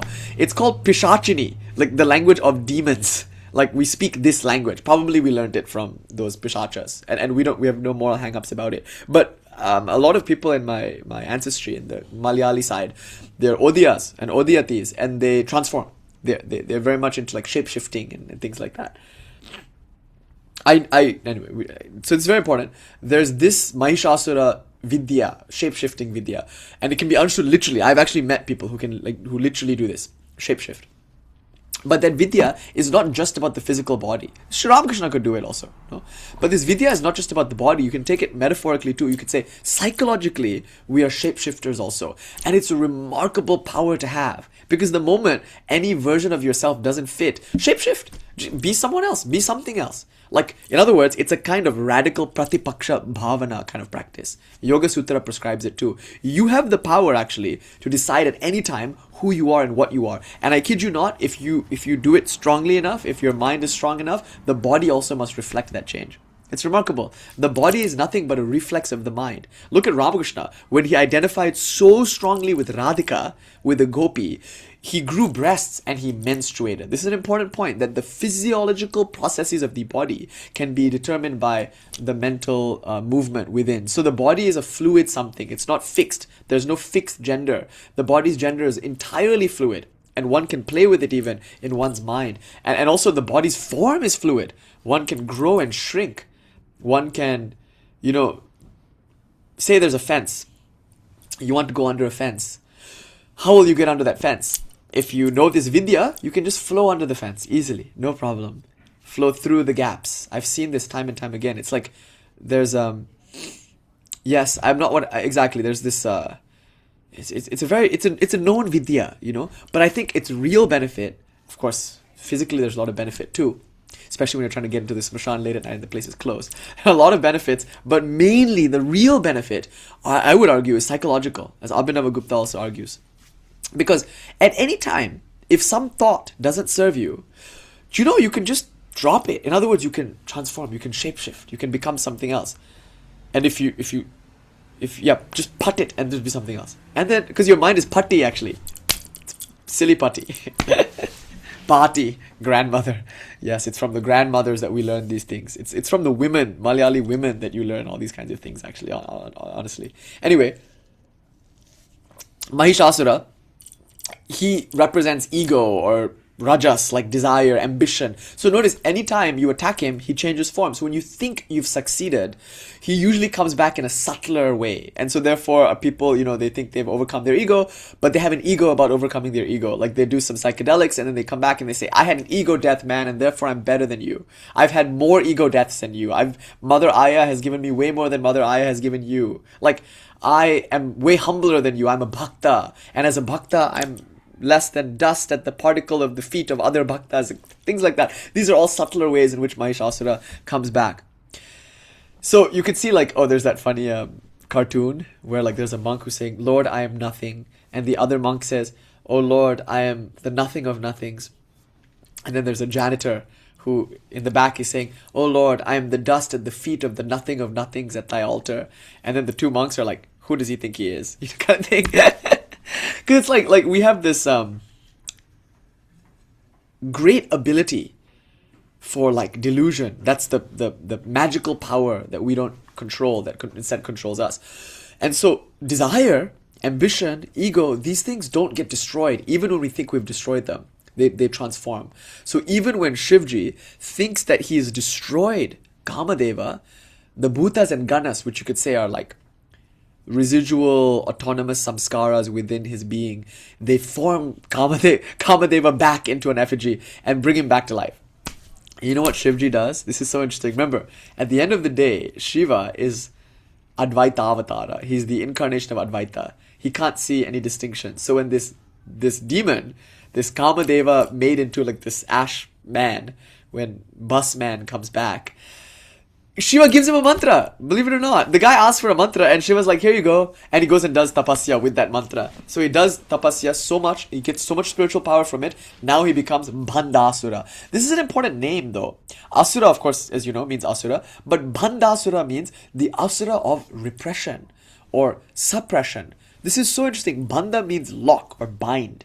And he is the Asura that binds. Bandhāsura. And so he, of course, naturally tyrannizes the world, and he becomes the like overlord of the world, like Mahishasura, like all the Hiranyakashipu and whatnot, all these great asuras who do tapasya and rule over the world, right? So in this case, we entered the Brahmanda Purana, as told by Hayagriva Muni, right? And in the Brahmanda Purana, the gods do a yagya, and out of the fire comes Lalita Tripura Sundari. So this is the Puranic version of Lalita, which then is going to be integrated into the tantric worship of the Sri Chakra. So you get descriptions of Lalita. In fact, you get the Lalita Sahasranama from this Brahmanda Purana, as told by, I think, Hayagriva Deva or something. Anyway, this is very important. Hayagriva is an incarnation of Vishnu. So Vishnu is giving this Shaiva Shakta kind of Purana. Now, what happens here is the Devas worship a fire. So instead of going into the fire, like Nachiketa, who meets Yamaraj after stepping into the portal of the fire, instead of like Sati and Holika and various others going into the fire, here something comes out of the fire. So from the fire, Chid Agni Kunda Sambhuta, from the fire of consciousness, emerges this avatara. Incarnation of the goddess. Her name is Lalita, the playful one. This is so interesting. Lalita, the name itself is interesting, the playful one. And she's depicted as unbelievably beautiful. She's Madana Mohana. Sorry, Krishna is often called the one, Madan, the one who, how to say it? The intoxicating one, or the one who intoxicates us. Kāmadeva. Kama, desire, is a kind of Madha, a kind of drunkenness. Madana Mohana, the one who intoxicates even intoxication, the one who makes the drunkenness drunk. That one is called Sri Krishna. So Lalita, or the goddess, is described in the same way. She is that Mohini, the one who makes that one also, what do you call it, like deluded. She deludes the deluder almost. Isn't that remarkable? And the name of Shiva now is very important. As Eshama is saying, he's no longer Sadashiva. Now he's Kameshvara. But he must be initiated into this role. He's not yet Kameshvara. He's Sadashiva. And as Sadashiva, in one sense, he's Mahapreta. He's a ghost. He's a corpse. He hasn't yet discovered his aliveness. You know, he might have found the Bindu, but he hasn't yet found the peripheral, ephemeral, to be none other than the Bindu. He's rejected all of it. He's burned it all to a crisp. And look what's happened. He's done nothing but push it away. Eventually, he must reconcile with it. He must reintegrate it. He must open his eyes to it and see that it's none other than himself. So even Shiva is going through a journey here, as it were. And the goddess is his, of course, his own Shakti, guiding him through this. And now in this moment, this Bandhāsura, but it's so interesting, it's not Shiva's problem. That's what I love about Shiva. At the end of the day, it's like, even if he's going through a spiritual journey, he's not. He's not. He's Shiva. Like, you can't project onto Shiva the problems of regular sadhus, as sometimes I have in the past. I'm like, look, even Shiva fell. Shiva doesn't fall. Does the milk in the udder, which falls out of the udder, turn into something else?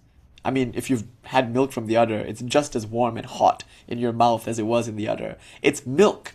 It doesn't stop being milk the moment it comes out of the udder. Whether the milk is in the udder or the milk is outside of the udder, it is utterly milk. And it is utter nonsense to say it's become something else. That's why the metaphor of milk into yogurt doesn't work here. Shiva is not milk turning into yogurt. He's just milk.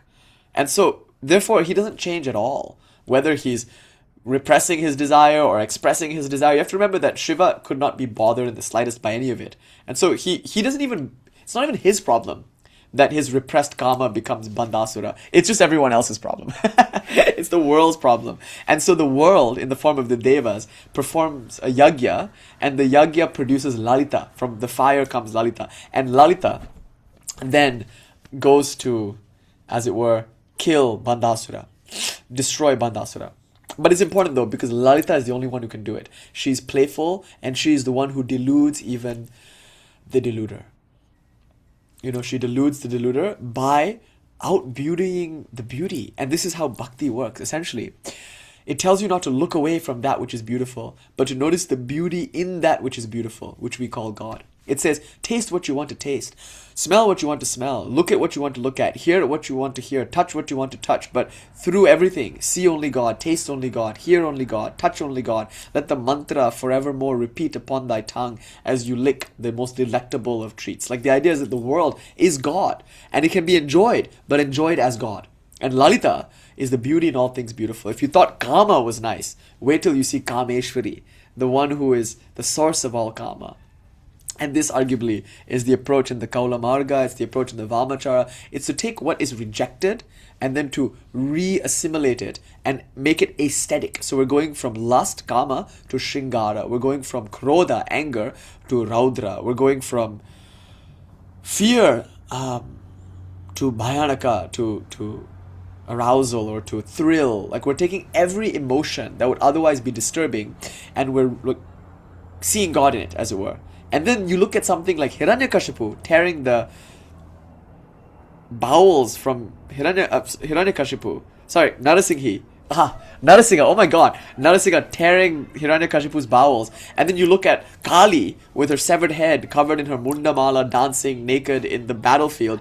And you see there what we're trying to say. That, like, you can take the most horrific thing, and if you apply this Shanta ras, like the flavor of quiescence, peace, of jnana, if you can be Kameshvara, in that moment you will interact not just with Kama, but beyond Kama you'll interact with Kameshwari.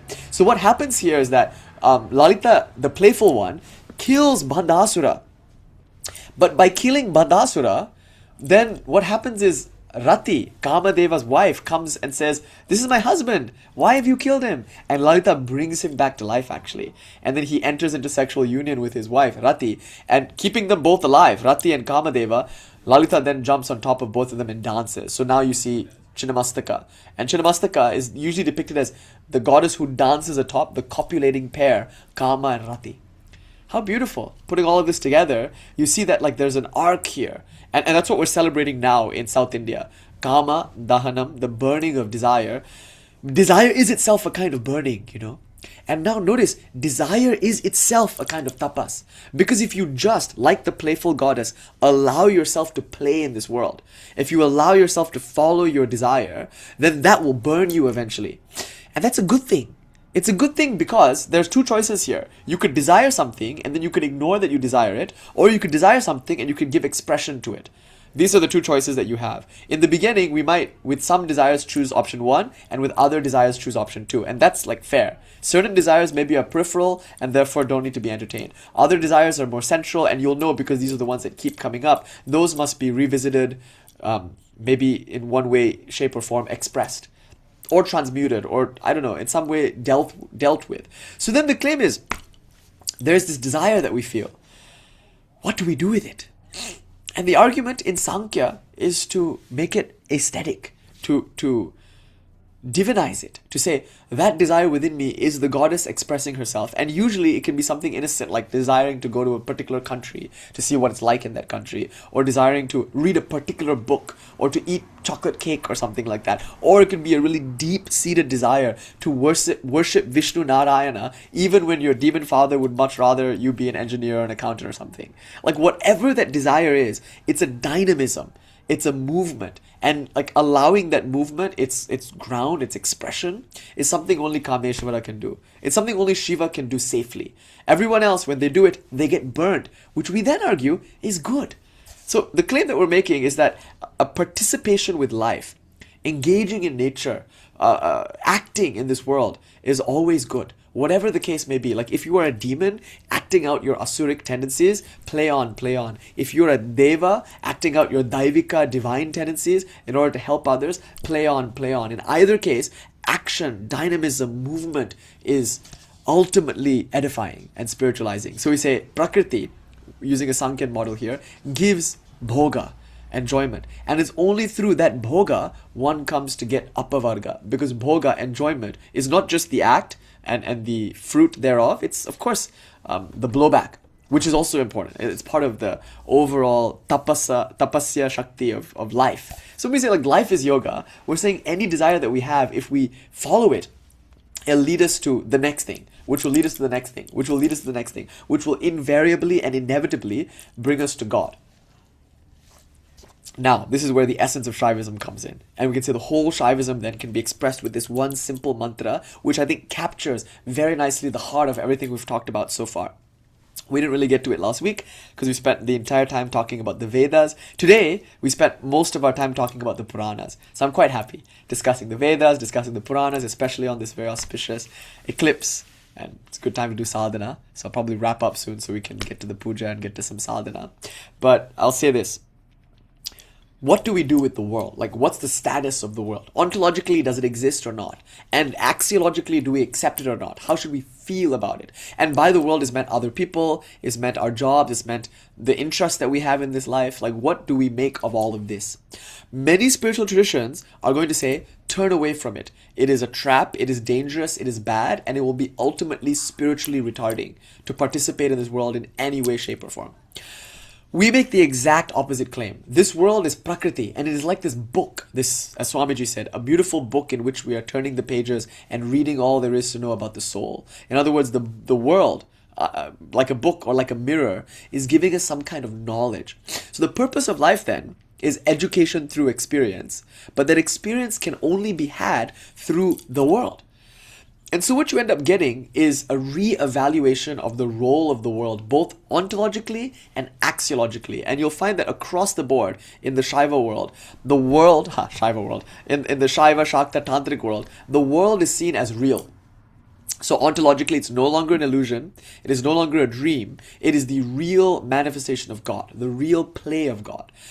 And secondly, real as what? We say real as God. So even in the Shaiva Siddhanta view, where the world is something other than God, it's the material cause separate from the efficient cause, even then it's still holy because it's the place, the field in which we finish with our karmas, in which Lord Shiva takes Karuna avatars in order to be our guru. Like, it's a place in which we can experience Shiva's grace and work out our karmas. Real ass God, exactly. The world is real ass, dead ass. The world is real ass. It's real ass God. And then real ass, realize, real... If you look at Gaudiya Vaishnavism, Chaitanya is saying, or the Goswamis, the philosophers of that tradition are saying, that like there's Krishna and he's enjoying his eternal bliss with Radha, his Hladini Shakti, as we said last week. And there's this material power called Maya Shakti, which doesn't make the world an illusion. The world is not an illusion in Chaitanya's view. It's a real manifestation of Sri Krishna's power. And in this world, one works out their karma. And through doing that, one attains Goloka, in which one cavorts forevermore with gopis in this Vrindavana Loka, eternal Vrindavana. Real asses realize real ass. So, dead ass, the world is real. It's God's Shakti. That's an important reframe. From seeing the world as illusory, I'm speaking from the point of view of ontology here, we now accept the world as real. This is true of Sankhya. Sankhya accepts the world as real. It's true of Shaiva Siddhanta, even though God is distinguished here as the efficient cause only and not the material cause, nimitta karana and not the upadana karana. In this case, still the world is considered good. What more to say of the non-dual Shaiva Shakta traditions that accept the world as real and non-different from God? So now the world is God. Second claim, this is the beautiful claim. And God is Bholenath, inherently good. Since God is Shiva, auspicious, blessing, if the world is none other than Shiva, the world must be Shiva. The world is a blessing. The world is good. Because in the world, the worst case scenario is that one works out their karmas. Is that so bad?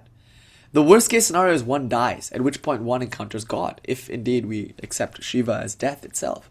The best case scenario is that one realizes God in the world as the world. So even if you quote unquote fail to realize God or recognize God, it doesn't change that you're looking at God. That's remarkable. And it doesn't change that that world, which you're saying is a world, is actually God trying to help you see that it's God. So everything that you want is God wanting through you. And everything that you do, you're doing unto God. And everything the world does to you is God doing it to you, actually. This is such an important reframe, because now you realize there are no more Hiranyakashipus oppressing you. There are no more aggressors. There are no more ops. There are no ops in the world anymore. They're all your friends, even those that would trample you with elephants, even those that would psychologically abuse you. At the end of the day, is that not God coming in a particular form? That doesn't mean we embrace them. Obviously, a Leela can be played here. We can pray to the tiger god from a distance. We can bow from far away. We can acknowledge something and move away from it. But notice, at no point are we afraid of it. At no point do we demonize it. At no point do we get upset with it. Because the moment we are upset with anything in our life or with anything out there in the world, in that moment we have forgotten our jnana, our core insight, that this world is Shiva, everything is Shiva, all things are Shiva. That doesn't mean we don't participate in the Leela. It doesn't mean we don't actively try to stop evil when it's there, but we no longer recognize it as evil. Like Prahlāda was no longer able to see his father as a Dhanava who oppressed him. Like Jesus was nothing but forgiveness in those moments when he was being nailed to a piece of wood. It's that view of the saint that looks into your eyes and says, while you are oppressing them, forgive them, Father, they know not what they do. It's that love that only a saint is able to feel when she realizes everything is her beloved. Okay, so coming to this, if the world is Shiva, ontologically it's real, and axiologically it's good. Axiologically, the world is seen as something to engage with, to embrace, to participate in, and to enjoy. Which brings us to this framework of Shivji as both renunciant and both participator in the world drama. Here we get Lalita. So Lalita means the playful goddess. Even Kali is almost always depicted as dancing. So when Shiva is dancing, or when Kali is dancing, or when Lalita is dancing, in all these cases, whether they're in a battlefield, and often they're dancing in the battlefield, or on stage, or in the Spashan, or whatever the case may be, they're always depicted as Sadananda, full of bliss. Sadananda Mai. They're pervaded by bliss. They're bliss personified. So therefore we say, a positive, joyful, cheerful outlook is considered here. Oh my God. Sorry, G. Were you singing a song there? I might have accidentally. Oh my God, sorry. Nilamji, were you plunging into a song? I feel like accidentally. Are you there? Okay. So this is Nilamji's in song. Good. That's the only response actually to all of this music. Whether it's music about plaintive, it could be anger, it could be a complaint. Even Ram Prasad was willing to sing that. No, my bad, G. If you are singing, you should be singing. That's way better. My bad. I was talking over it and then it cut you off. I'm sorry. If you're singing, please, G, please. I would love to hear it. You'll be very lucky if Nilamji sings for us. Maybe we can close with that. But she's Sadananda Mai Kali. Oh mother, where did you get your garland of skulls before this world was made? Ma is always happy. Sadananda Mai Kali. She's bliss personified. We described on Thursday that each Deva and Devata is really just a condensed mass of bliss. Chidananda Ghana. It's an urmi, an arising within the ocean of consciousness, which is a particularization of bliss. So, therefore, the world is bliss. It's a mass of bliss.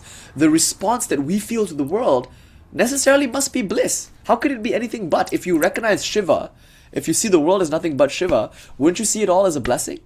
And this brings us now to the final point I want to make, which takes us back to the first point I made last week when we were discussing the Vedas and the Yajurveda. The Yajurveda comes from the root yagya, meaning sacrifice, right? What is the root? Actually, the dhatu I forgot. It's not yuj. Yuj is yoga. What is it? Yagya. I'm sorry, I forgot the dhatu. But the root of that word yagya is the same as yajur. It means sacrifice. But is sacrifice something bad? Is it something painful? Or is it something beautiful and blissful and worth doing for its own sake, even notwithstanding the end? So usually we say sacrifice is a means to an end. We sacrifice something in order to get something else. Sacrifice is usually conditional. Why would I give this up unless I want this other thing? But what if this other thing is inherent in the act of sacrifice? What if sacrificing was the end in and of itself? What if the most blissful thing I could do as a leaf was to fall away during the autumn? What if the best thing for a body to do is to waste away in the fire? What if what a mind loves is to give? What if giving is inherently good, regardless of the outcome? And so the claim that we're making here is that sacrifice is Lord Shiva's essential nature. Natanayana niyuktam nilakantam namamyam. Natanayana niyuktam nilakantam namamyam. I bow to that Nilakanta whose throat is blue from drinking the poison intended for others. What if Shiva just likes poison? What if he's not drinking the poison to help other people? What if he just likes it? So that's the idea. Shiva, he enjoys sacrifice.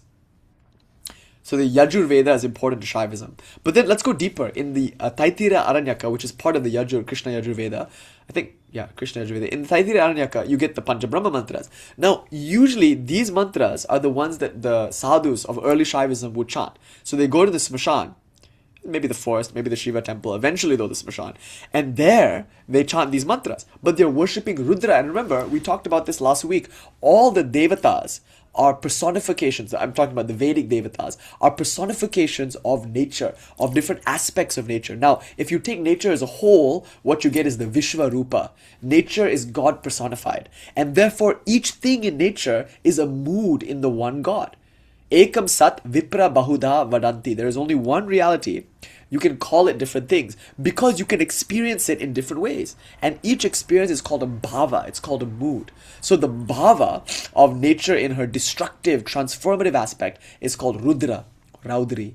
The angry one, the crier, the howler, like the winds that howl and sweep across the town and shred it to pieces. Or like the hurricane, or like the tornado. Nature in her violence, like personified as Hiranyakashipu. As Narasimha, as Chandika. Chandi means the fierce one. Chamunda or Kali. These are all nature's wrath personified. But notice, we Shaivas have done something very interesting.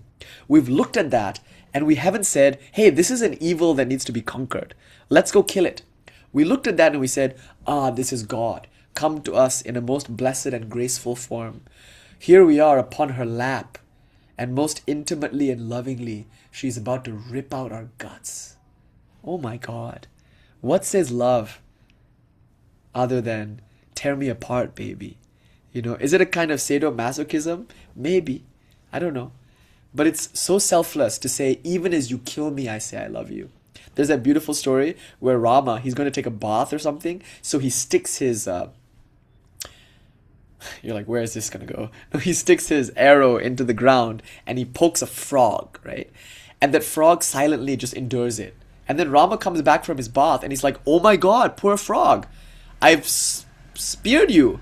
Why didn't you croak or say something? Then I could have helped you. And the frog said, when I suffer, when life deals me blows, I say, Rama, Rama, Rama. Now I know it is Rama himself who is killing me. When Rama himself is doing this to me, then to whom shall I cry out? Rama, Rama, Rama. This is an important point. Why should I ask God to help me in the world when God is the world? Isn't God helping me right now when she comes in the form of the storm? This is what we Shaivas are willing to face. We look at the storm and we say, oh my fucking God, I'm about to get fucked right now. And that's grace. Right? How mad! How absolutely fucking mad to look at a storm that's about to wreck my shit. And in fact, that doesn't mean you succumb to it. Maybe it does. I don't know. Maybe it does. Maybe surrender, maybe non-resistance is the way. I certainly think it is. Look what happened. But sadhus will always say, if you just let things be, they will leave you alone. It might take some time, but they will leave you alone. If you don't give any energy to a thing, just watch and see. It'll come and be like, oh, and it'll just go away. The whole world is like that. It appears and goes, oh, and it just goes away. It's like everything goes away one after another, and we remain stoned in the smashan. Like that. What can bother us? Now, this is so important though. If the storm comes, it's not that we don't take action. Of course, the Shaiva might run for cover. The Shaiva might build edifices to protect from the storm, all of that's fine. Like, that's still available to us. Or not. Or we just go out into the storm and we say, have at us. Come, ye hungry ghosts. Eat of this flesh. Drink of this blood. Grahana, grahana emam. There's also that bhava. Come, eat. What of it? That's the vira bhava. To say, oh yeah, you're going to fuck me over? Come, let's go. Let's do it now then. Like, might as well get it over with kind of thing. You can take that bhava with mother too. Or you could say, slowly, slowly, mother, gently, gently. In either case, she's going to eat you. So whether she plays with her food or eats you all in one bite, that's the matter of choosing a saumya or a ghora form, whatever. Vira bhava practitioners, heroic practitioners, we say, give me the fanged goddess. Let her devour me with one bite. Because that to us is grace. So we say, daha, daha, pacha, pacha. In other words, we say, I want to be free. I want to be free so badly that I'm okay with a storm right now. I'm okay with lightning that sets my world on fire. Daha daha, pacha pacha, sarvagyapaya swaha. That's the Vira Bhava. The Vira Bhava says, fuck it all, swaha. You know, like, take my wife, take my life, take my strife. That's what we're essentially saying. And we want a quick, clean cut. We're showing Ma our neck. And we're challenging Ma. If she doesn't kill us now, we go to war with her. We take the Asura Bhava, the Dhanava Bhava. We don't mind fighting Mother. That's our idea, actually. We Vira Bhava types, we don't mind fighting Mother. Because if that's going to make her kill us faster, we'll take it. Do you see? It's a remarkable thing. You can play it in one way, you can play it another way. In either way, you're playing. Actually, the whole thing is just a game. The whole thing is a lila. So like Vamakepa, of course we'll be misunderstood. Because we are asuras. Of course we are. We're willing to say what other people won't say. Willing to do what other people won't do. We're howling mad people. And that's because we don't have anything to lose. And ideally, the world has already taken everything away from you. So then you come. But then you find that we still hold on to things. At least our idea of having given everything up. That too must be thrown away. So Mother comes and cuts this way, cuts that way, and we're just like so down for it. We're just so ready to be put in the meat grinder, into Ma's Prakriti. Prakriti-aiva chakarmani kriyanani sarvashaha. And then that freedom is the freedom to say daha daha, pacha pacha. So as we burn our effigies of Holika Devi or Holika Asuri, as we burn Kāmadeva's effigies, we're really just like entering into that bhava of worshipping the storm, of Shiva, who is the storm, and being able to say, Shiva, Shiva, Shiva, Shiva. Even as she destroys us, even as she wrecks us, to who shall we cry out? To whom shall we say Rama, Rama? Rama alone is doing it. Rama torturing Rama, all in the sake of delight. So if we are Hiranyakashipu and we're being torn to shreds, or if we are Prahlāda, actually they're not different. They're stages in the journey. In the beginning, we must smash the pillar. And out comes Hiranyakashipu. And that Kundalini will lay waste the garden. She will tear us limb from limb. And then from there, or she will behead us like Shiva beheads Brahma in the story I told you last week. Or like Kali beheads us, I guess, Nara. Then from that we become Prahlāda, like a child, so guileless, like we saw with Chaitanya, like we saw with Ramakrishna. Then she licks us.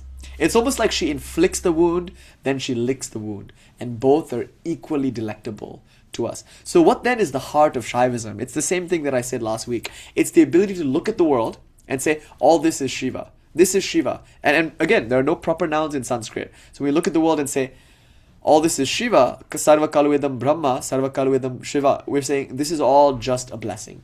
It's all auspicious. It's all good. Everything that's happening is happening for my glorification, my purification. It's making a bhakta out of me. In other words, it's teaching me to really love. Where in my heart I'm not able to truly love, there Mother will strike. And we worship Kali. We're saying strike fast, strike hard, and open my heart. Break my heart, Mother. That's our prayer. We're saying, Kali, break my heart. Burn me so that I may be alive finally. Otherwise, every day will look the same. How terrible. How tragic. So then the mantra, the single mantra here, it's a difficult mantra actually to really practice. Obviously, because we, in chanting this mantra, if we really mean it, we give up our complaining. Here's maybe the Shaiva vow you can take. From now on, you can resolve to see everything as Shiva, which means saying Jai Ma to literally everything. Whatever happens, no matter how horrific it is. And this doesn't mean you don't take action to alleviate it. Or it does. I don't know. It might. But of course you can take action. You can run for cover when the storm is approaching. But give the storm some credit. there's very little we can do. Sooner or later we must learn this, that what we resist persists. Or rather, however much we run from the storm, there is one storm we cannot evade. Do you know what it is? There's one particular thief that somehow manages to break in no matter how high we build our walls. Do you know what that thief is? This is the form that I love the best. I worship God in this form because I know that I can't outrun this. I can outrun Rudra, if you call Rudra the storm. I might even be able to outrun death. But there's one thing I cannot outrun. What's her name? Time.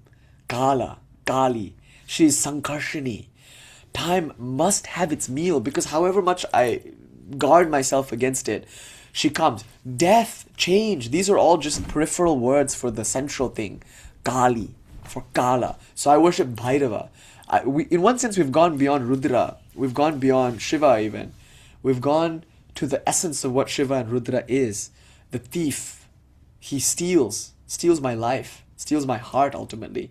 And the only thief that you cannot build a wall to keep out is time. It's all pervasive. It's transcendent. What could be more transcendent than time? Everything is within time. And time, even Buddhism, oh my God, you know what my response to Buddhism is? Here's my silver bullet to Buddhism. You ready? I'm ready. I'm a Shaiva Acharya. I can take on Buddhism like this. It's my role, my duty in my tradition to take on Buddhism. Let's go. Here's what I'll do. I'll say this. You want impermanence so badly, no? You Buddhists are bracing everything on impermanence. Shanikam, shanikam, sarvam shanikam. And don't tell me you don't like to quibble and have philosophy either. Hundreds of years of Indian philosophy will prove that you love to philosophize. So philosophize with me. Here's my invitation to the Buddhist. Really consider this. How do you prove impermanence? The only way to prove impermanence is to say this. There was something here now, and now it's not here later. Or there was something here then, and it's not here now. In other words, every claim you make about impermanence, shanikam, shanikam, sarvam shanikam, anityam, anityam, sarvam anityam, every single claim you make about impermanence is a claim with reference to time. If there was no such thing as time, you wouldn't be able to point at impermanence. There must be a flow of events. What is time but a flow of events, a coming and going? The entire samsaric wheel is called time actually. Kala chakra, you call it in the Tibetan sense. So if you need time in order to prove impermanence, you cannot get rid of time. So if the Buddhist says there's no such thing as time, they by that one fell stroke have dropped their entire basis for impermanence. Then you can't claim impermanence. Then you guys better stop becoming monks. Then you guys better stop wearing robes. And you better stop inflicting your Buddhism on everybody. Because you have no Buddhism left to stand on if you don't stand on my Kali, on my Kala. So at the end of the day, whether you recognize it or not, at least your Tibetan brothers are bold enough to admit it, but whether you recognize it or not, all of you are worshippers of Kali, of Kala. You must be. Your entire philosophy depends on it. Your central insight, arguably your central vipassana, your central jnana is Kala vipassana. You've recognized Kali, time, impermanence. So this is our Shaivacharya response to Buddhism. We worship Kali, all of us, even the Buddhists. They worship Kali because Kali is time and she's the only inexorable transcendental reality in the world. And as Kali, how can I run? And so therefore we say, fine, here's what I'm going to do. I'm going to depict her in the scariest possible form. I'm going to look at the storm and personify it. Her skin is Maha Megha, like a great storm cloud. See, you're referencing Raudra. That anger, Rudra from the Yajurveda. The sacrifice of what's going to happen. I'm going to lose my wife. I'm going to lose my life. And with it, I will lose my strife. And we say, Oh Mother, Maha Megha Prabhashyamam, Tatha Chaiva Digambarim, naked in the way only time can be. Your neck and body are stained with blood. You're wearing a garland of heads just like mine. In one hand, you're holding a head which will soon be mine. And your sword is aimed at my neck. And this whole time, as you scare me shitless, you're telling me, don't be afraid, I'm doing this for you. Can you imagine? To me, that's Shaivism. And it's in this one mantra. It's Bringi Deva refusing to accept Mother. He has Shiva, but he doesn't want to look at Mother. And eventually, his skin is ripped from him. His muscles are pulled apart. And he's just now nothing but raw nerves. Can you imagine the torture that nature is going to inflict upon us? I mean, just right now, isn't the body already being devoured by time? Can you imagine the sickness? Some of you are feeling it already now. But imagine what old age is going to be like. Can you imagine the pain? Just for a moment, think about the pain that's in store for you in this life. Everybody you love will be ripped from you. How horrible. Think about the child that you will have to watch die, the parent that you would have to watch die. How many of you have already seen your children die, your parents die, your friends die, your spouses die? How many of you have already lost your houses to forest fires, to storms? Just think of the destruction that nature has in store for you. The Shaiva says, Jaima, Jaima, Jaima. Shambho, Shambho, Mahadeva, Mahadeva, Hara, Hara, Mahadeva. Who dares say that? Hara, Hara, destroy, destroy. Can you say that? Can you look at the wife that you love and say, Hara, Hara, Lord Shiva, do with it what you will, you time, you thief, steal from me this wife. Look at your life and say, Hara, Hara, Mahadev, oh Shivji, this life that I have that brings me so much comfort and safety, steal it from me, you who are the great thief.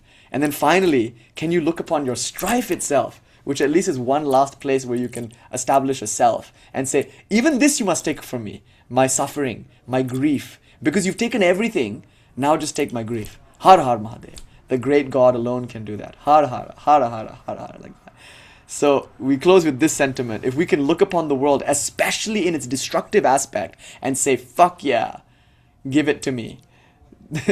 That's Shaivism. So we say, the one mantra, this Bringi story of accepting Kali finally, this Prahlāda story of accepting Hiranyakashipu, this Mahishasura story of accepting Durga, it's this mantra.